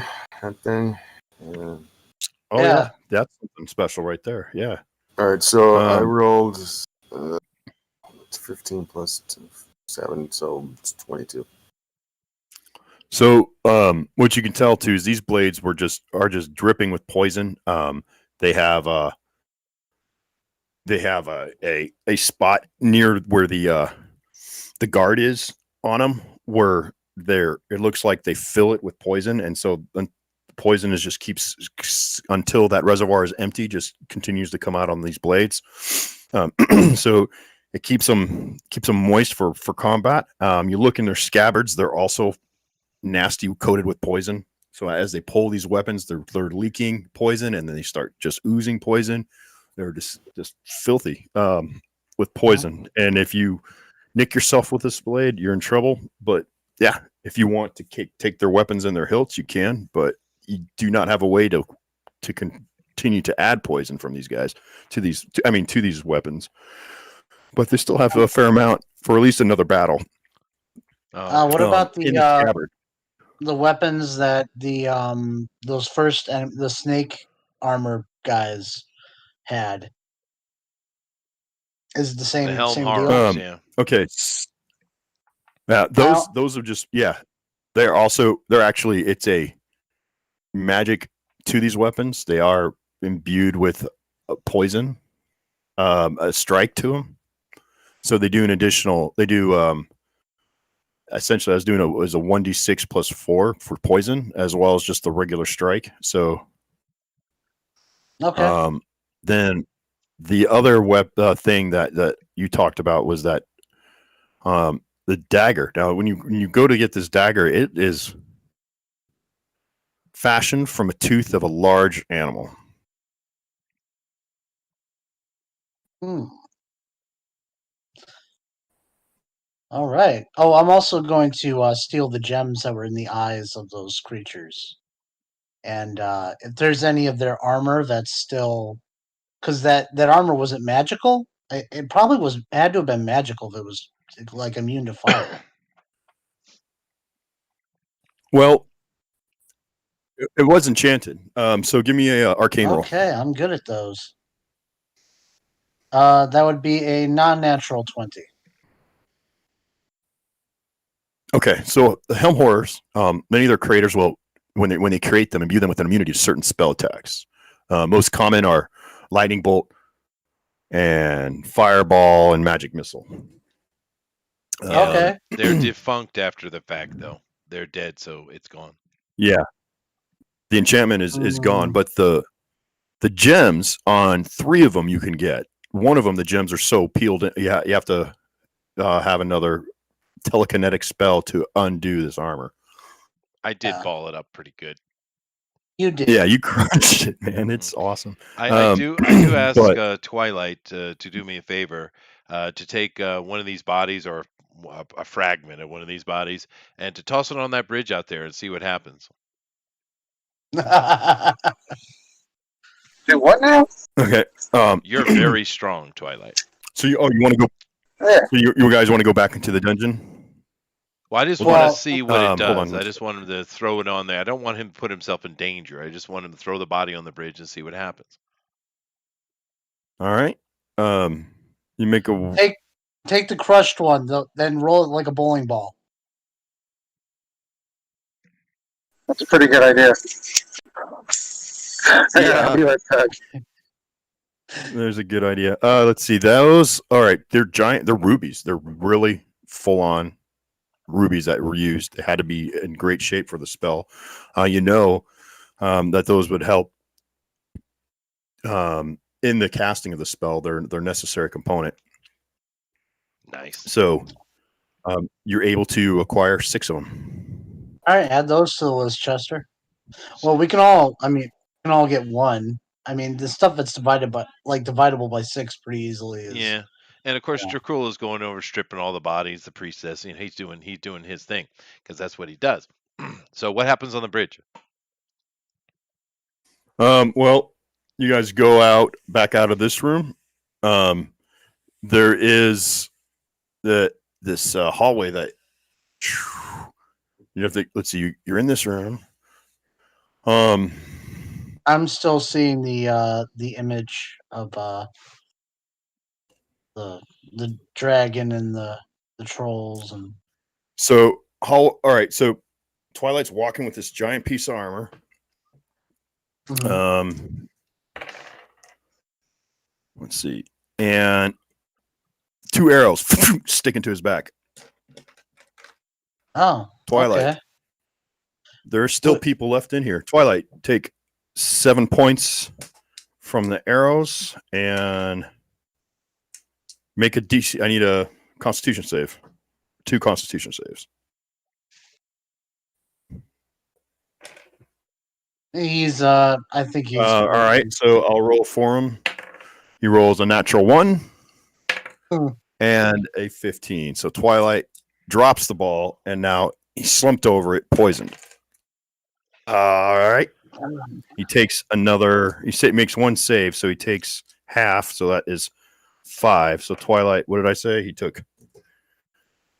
Was that 16? He's been attacked. Okay, well, Yep. I guess we're going in the hallway to deal with him. Yeah. I Mm. guess so. All right. Who got attacked? Twilight, we got to deal with the Oh. last hallway. All right. We still got all our Are we looking at our map, or we're just looking at No, the scene? we're not. We're seeing an old Elmwood picture, I do believe. Is it Elmwood or is it? Let me see here. Parkinson. There you go. Good old classic D&D though. What is Okay. the wizard is just contemplating and just like deep in thought as there's a fight going on? I think so. Um, Yeah. I know. Yeah. It's so funny. He's just hanging behind the dragon while the bard is just sitting Like, there on her foot. Yeah. Yeah, and you've got ogres and a drow, and there's some Why is weird that- battle thing in the background. That's And why the this guy shit- wasn't very well known because well, you guys know where his- this is. You know, this picture is coming from. This is actually the Gary Gygax adventure that goes through 3 sets of things: the giants, and then you go into the Underdark and you fight Loth and the Drow. This is considered But the that- greatest adventure ever written. It's the Hill of Giants is the first part. Yeah, so it's just elements of the different parts of the storyline is what it That is. chick is just chilling by a red dragon. Yep. part That of the dragon's just storyline. like whatever. It's a great story. It's a great module actually, but that's from we're going way back now. That's like that's not even 80s. I think that's late 70s. Yeah, that's early on. That's back when they were doing those monochromatic modules done in non-repro kind of colors and stuff. All right. Yeah. So outside the door, Twilight slumped over this big metal ball. Just grabbed a foil ball that I use for texture. Mhm. The paladin is holding on to Frog. the frog, Toad. The and toad you or put it frog? in your bag. Yeah, I definitely put that Toad. in I my don't bag. know. Wait, you put it in your bag of holding? No. No, in my bag. Just in my regular okay. bag. Yeah, no, I Okay. just killed the thing. Woo! Sorry, that was my mistake there. I said that. Okay. Yeah. You guys don't want to leave the dungeon, so here we go again. I'm just I wanted kidding. to go but because I need my spells back. I can't even help nobody. Yeah. That's all right. Let's just clean it up. All right. It's okay. Just throw a fireball down the hall. Just throw it down there. See what happens. Yeah. I mean, I've got an hour with that frog, but I mean, that should give us plenty of time to get, where, teleport back to wherever we Yep, need to go. I have I have that prepared, so anytime we need it. Yeah. So, yep.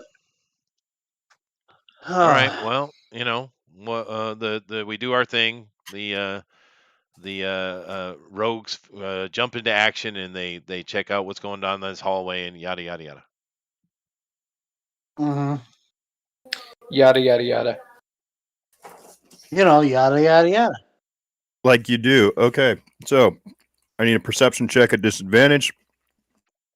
You're peeking around the corner in the dark. Go ahead, Wiz. Mhm.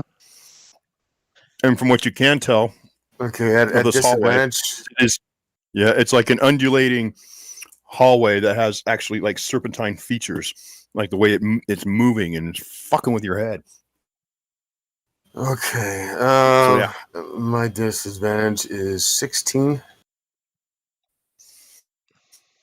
you don't see who shot those arrows. Aw, if I was closer, my shield would have absorbed that when it got Oh, shot. that's so cool. Yeah, I totally Yeah. forgot about that. So I go out You in got a front. I go out in front with my shield, There you go. Okay. That'll work. and then we're gonna do marching order. Just go down because my shield will absorb any more projectiles. Yeah, put me and Ichabod behind him. Ichabod. You didn't send Ichabod back. Okay. Nope. So no one's doing anything for Twilight. All right. Well, that's Damn. why I'm jumping up in front and getting behind the paladin. So Okay. 2 arrows fly at you. Let's see. It's a 10 and a 14. All right. No I and mean, no. that's 17 and 11. Nope, man, nope. So there's the get sound. You hear absorbed. the sound of the arrows in the air, and you put up your shield. Ching-ching. Yep, pretty much. Suck Okay. it.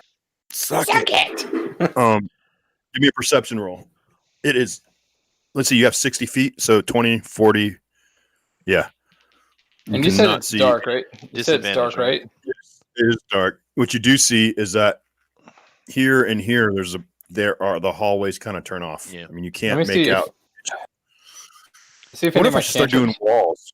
Should I start making walls? Would that be better for your guys' experience looking down at this stuff and make it easier to see shit? Or it would be more work on your part, but it'd be cooler. okay, I might come up with something quick and easy to do that. I rolled a All 12 on my perception, by the way. Nope. Zach, would you roll?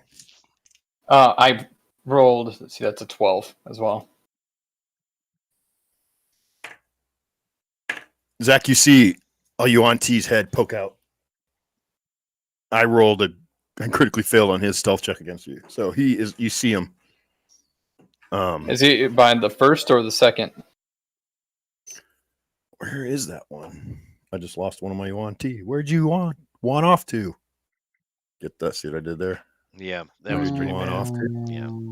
Okay, that was for Piper. Nice over there. Right there. All right, so I keep moving forward until I get in range of being able to run up and kill him. Okay. Just do anything, and you just start moving. You run, Well, or you it's just 'cause go I think- up 30? I think I'm too far, so I get as close as I can. There we Okay. go. He bolts. Ah. Fair. Ichabod, what's he gonna do? Ichabod and I are going to You look down guys that are hallway following- right there. We're moving together, so we're going to look down the first hallway and see what's Okay. going on in there. Okay, you betcha. Man, I have too much shit going on. Let's see. We'll say the hallway does. Yeah, the whole world slides down. Oh, All we right. can feel that happening? That's crazy. No, the whole time this hallway is giving you not you the heebie-jeebies, Nicodemus, but the rest of you guys, because it's just I need deck saves from everyone who's in this hallway now, except for Nicodemus, because he is his brain is screwed anyways. That's fair. Let's see. That's fair. Yeah. Ichabod as well. Yes, Okay. Ichabod as well. What role is this? 10. This is a deck save. Okay. Oh wait, no, I have. Oh my gosh, I haven't been doing this. I have actually +2 on all saves that because of a aura protection, a cloak of protection. Ooh, I have. that's right. Yeah. Man, haven't Well, been you're using learning, that. so it's Yeah, all good. no. Sheesh. Ichabod gets an 18. You haven't died because Yeah. 18. So that- Ichabod saves. Jimmy, I'm a- what do you get? Which one am I doing again? Fine. Deck save. No. Okay. So 20, save, 26. save. I'll roll 25. for Dracul. Save. Dracul, I roll an 11, so that's a 21. Wizard? Well, I only got a 13, but I'm going to use my inspiration, and that's a 19. So That's a 19. Okay, for a second, you're about to just be totally off balance and run into the wall, and then you catch yourself. Oh, I thought Ichabod was immune. You said. No, I am not Ichabod. Oh, Well, you're he's floating, immune. right? Because You're floating. Yeah, but I'm also he's floating. there's oh, certain things to my character. It's okay, guys. oh. Yeah. I've given him some privileges as well as some problems with it. So it all yeah. kind of washes. Mhm. There we go. And then the barbarian, he's at disadvantage. And he goes, slumps off the boulder and is on his back now. And the arrow goes deeper since no one tried to help him out and pull it Aw. out of his back. That's terrible. So he Yeah. takes another 4 points of damage. Poor As the arrow Twilight. pokes out through the front side of his shoulder. Fuck, where's my map book? All right. So you look down this hallway. Let's see. And it goes about 60 feet, and that's as far as you can see. Alrighty.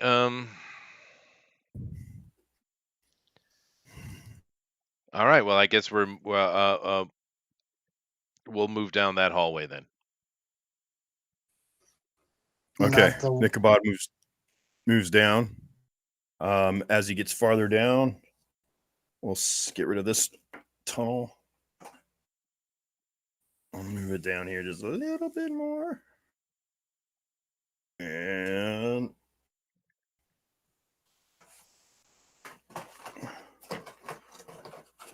let's do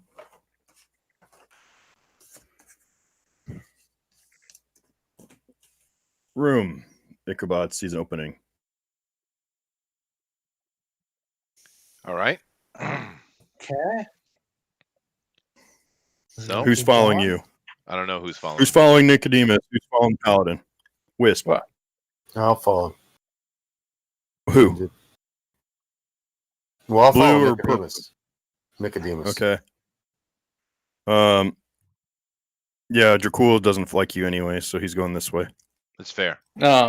Wizard, you backing I'll up the follow- Paladin? Yeah, I'll back up the paladin. Poor Twilight. Okay. And we'll Leroy. leave Twilight. We'll just leave him. I'm sure Why he'll is get up Twilight? eventually. Why is Twilight? Is he going to get up? What happened with Twilight? I would assume. Poison. Oh yeah, he can get up. He's poisoned, but he can get up now. But no, he actually failed his dexterity check. He's lost his Oh, balance. he He got knocked cannot. down. Okay. Yeah, he Yeah, on just his had a back. bad I'll Down luck. give and him I a roll. can't get up. He's got to go through a wisdom save now. What's his? He's got like a. Well, I can't remember what his wisdom is. I Do you know got his it here. wisdom Hold on a score? second. I'll get to it. He's got a -1 to that roll. On I his don't wisdom? know how he has Yep. a minus to wisdom when he was a I he don't was a ask questions. cleric. Yeah. I'm just. All right. Just. Twilight is on the ground still. He can't get up. All right. Paladin, you go. Where are you going, Zach? It's your turn. We go to the next tall and we look down that one. Hopefully, it just goes to the same room. Always in the same room. You think I'd make it that easy on you? I wish. We can dream. Hell, no. You're right. It goes to that room. don't know. My dreams are. You can make the other. God. Who would like? You gotta imagine when the architects were building this place. They were Like, Bill? hey, like let's make two halls. Let's spend the time to make two passages that both lead into the same room but are separated. You know, the miners that worked on that didn't know. They had limited communication, and when they popped out, they were just You're like, right. "What the heck? We Yeah, can't- what the heck? Why not?" We can't apply Oh, that's logic to almost- D&D anyway. You're right. I know. I'm just No, there's there's no economy of space in a lot of these dungeon layouts at all. There's all this dead space. It's like you wouldn't have dead space. Wall would be on the other side of the wall would be a room, not a freaking big void, Yeah. Mhm. or solid stone. But there's a door there. Ooh, there's a door. So let's walk up to the door. And I'm gonna Uh, detect good and evil. Detect good and evil to see if there's anything evil on the other side of the door. Okay. Make. Do you have to do a save or anything for that, or how does that work? That just It just happens. I don't know. automatically. It's like, Yeah. It just happens. Okay. okay. You Uh, detect. Well, what does it detect? It detects fiends and undead. Tell me your spell It's not a spell. It's in 5 seconds. Yeah. No, it's not a spell. Same difference. You know what I mean? It's a thing. It's me. It's an ability. Yeah, it's an It's ability. you. If there's You anything. Okay, light up. it's divine sense. It Okay. is actually a thing that I actually have to do.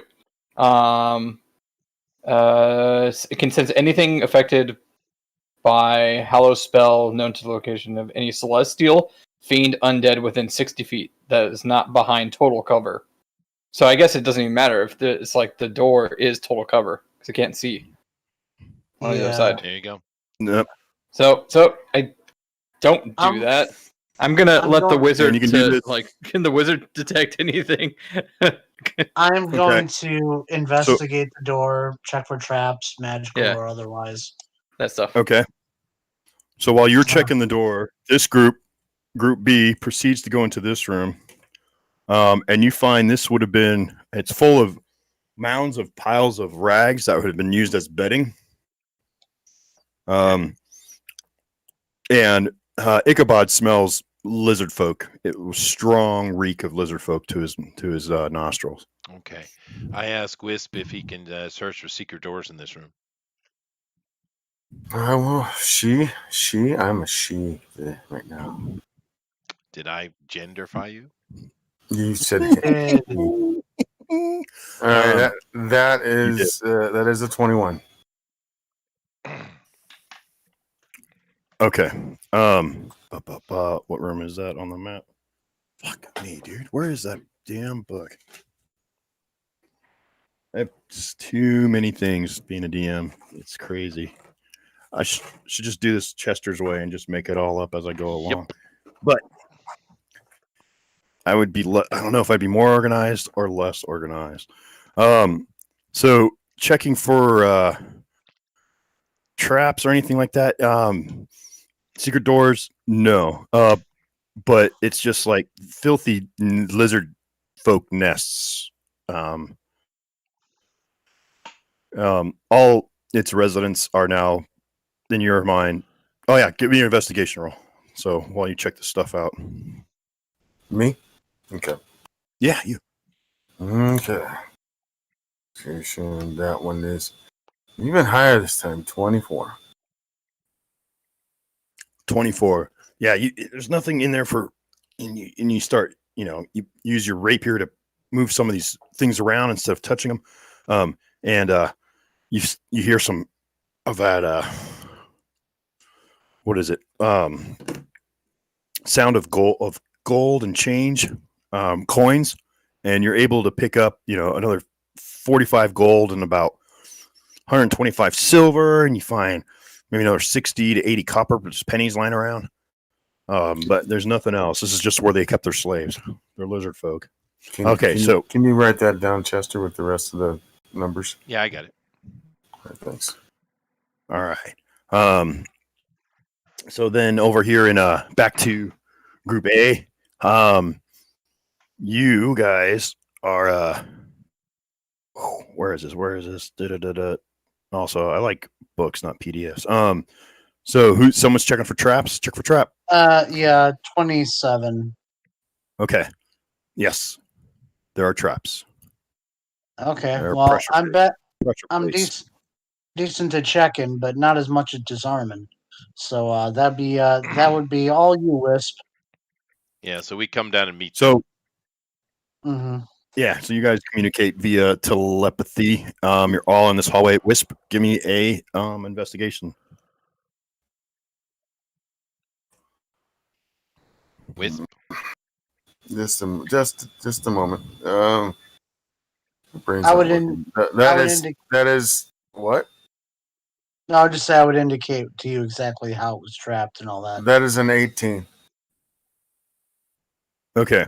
So Yeah, you see, there's pressure plates that are put in here around the threshold, and with those pressure plates, you see that then you follow the door jamb, and there are tiny little holes, the size of a pen diameter, and if we hit these plates the wrong way, then darts will come out. So you study and you see where, how these snakes slither across them. And it looks like you have to have weight and a counterweight, and the traps won't go off. So you instruct the paladin to step on a plate at the same time you do. You guys give me a dex roll. Me? Yeah, you and the paladin. 22. Oh, you. That is a 16. Okay. So you guys time it perfectly, and then the wizard opens the door, and in there you find another fairly large room, and a Wanti with one bow, and he fires. And I rolled a 20. Wizard. He's going to hit my shield. Oh. He's going to hit my shield. It has shield attraction. Doesn't matter. Okay. So then you take I'm the going to damage. take the damage. Yep. Yeah. God. You're like, oh no! And then the bolt just kind of turns, and you're like, oh, okay. Okay. Both Nicodemus and Paladin, you guys have both taken another. Let's see, 1, 4, 5.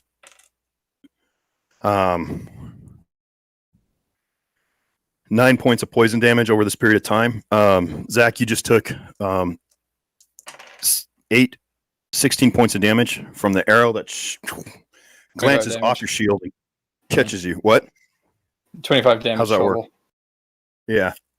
If Initiative. you want healing, like I'll give you guys just to keep. No, I remember I got all those potions. I got the super potions. Remember? All right. So I'm not worried. Okay. Okay, Wisp. Initiative. Yep. Another 25. Okay. Well, it's just for one guy. So what I'm going to do. All right. I go on 18. So if you, Wisp, go ahead. Actually, we should get everybody. So 25 for Wisp. Paladin, what'd you get for initiative? 18. Okay. And GOP? 7. Okay. And Nicodemus? 23. 23. Yay. All right. I know, for one guy. But hey. So what about should have Dracul? had What about Dracul? Dracul really doesn't care. No, he doesn't. He's like, He's counting. He would things rather- he stole. Yeah. He's like, wish we doesn't understand why we're still in here. We got the dwarf already. Why are we still in here? Yeah, So, go ahead, Wisp. No, yeah, Nicodemus, you can go if you want. Oh, okay. Am I first? I'm first. I blasted him. Okay. Oh, you are first. You have 25. Sorry, I'm 25 yeah, to 23. yeah. All right. Oh my gosh, the critical hit knocked you off that plate too, man. You're taking those dart damage all on top of that. So 25 and 19. That's a solid hit. For both? Yes.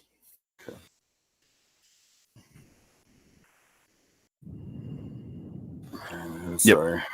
This is just a regular because I'm not surprising him there. No. Nice.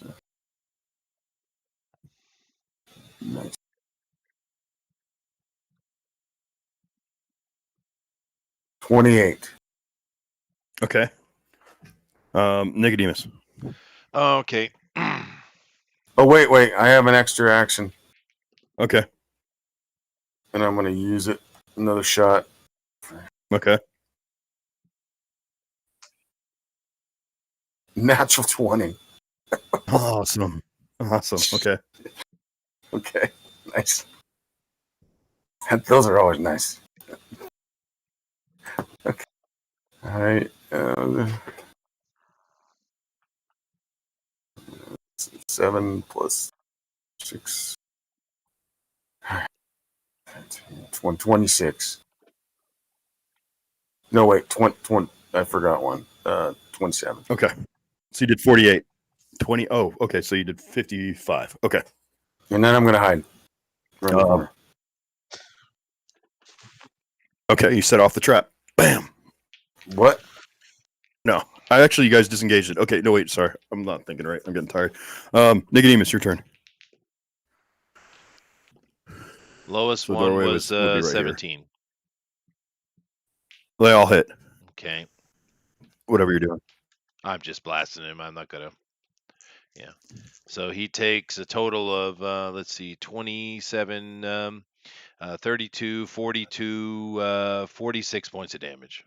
Eldritch blasts the hell out of his head. All right. He's dead. We'll just he just took freaking 100 points in two attacks. So in this room, it's full of like 3 foot in diameter holes, every like following this grid. But there's enough room for to go around. So there's like a 5 foot space in between each set of holes. And as you investigate the holes, you see that these would be like these are their beds. They sleep in these holes in the ground still. In there you do find treasure again. If you search the sleeping holes, you find another 150 gold, 200 silver, 4 potions of poison, and 1,000 copper. Okay, and what were the potions? Poison. Okay. Potion of poison. So essentially, it's just vials. I guess they're vials of poison, unless they actually have a potion of poison in this DM's guide, which I hadn't seen that one before. Okay. Now, if we're done mucking about, we should really get going. I guess so. There's nothing else in here. I just wanted to see the bridge thing. I didn't want to do all this. But anyway, so we mop up and we teleport back to Waterdeep, right? Yeah. All right. That'd be the plan. Okay, so the group arrives in the Shadow Dusk Manse, and with Toad in tow. And yeah, we make sure we have someone nearby when he comes out to heal him. Someone who can cure the poison on all of us, because everyone's still affected. So we make sure we get that done first. Okay. I would also say that this is a great time to stop, and we'll pick up here. You've got Varn trapped in polymorph form of a toad, and you are all level 10. Sweet. After this chapter, starting next week, we're going to run it with experience points and see how that plays out after the first few chapters.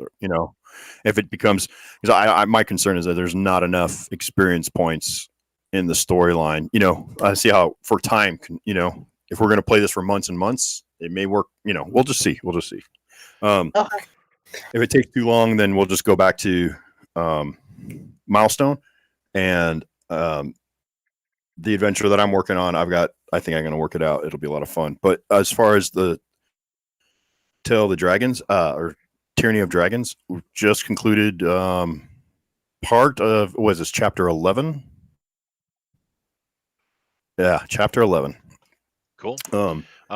Keep in mind when I cast that teleportation circle and prepared it and everything for us to get out, I do permanency that in spot. So if we ever want to come back here, we can.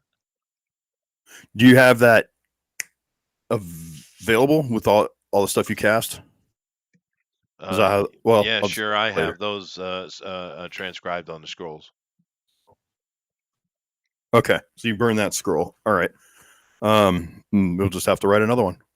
Yeah, well, I'm good at that. The end. So, all right. Thank you everybody for coming along.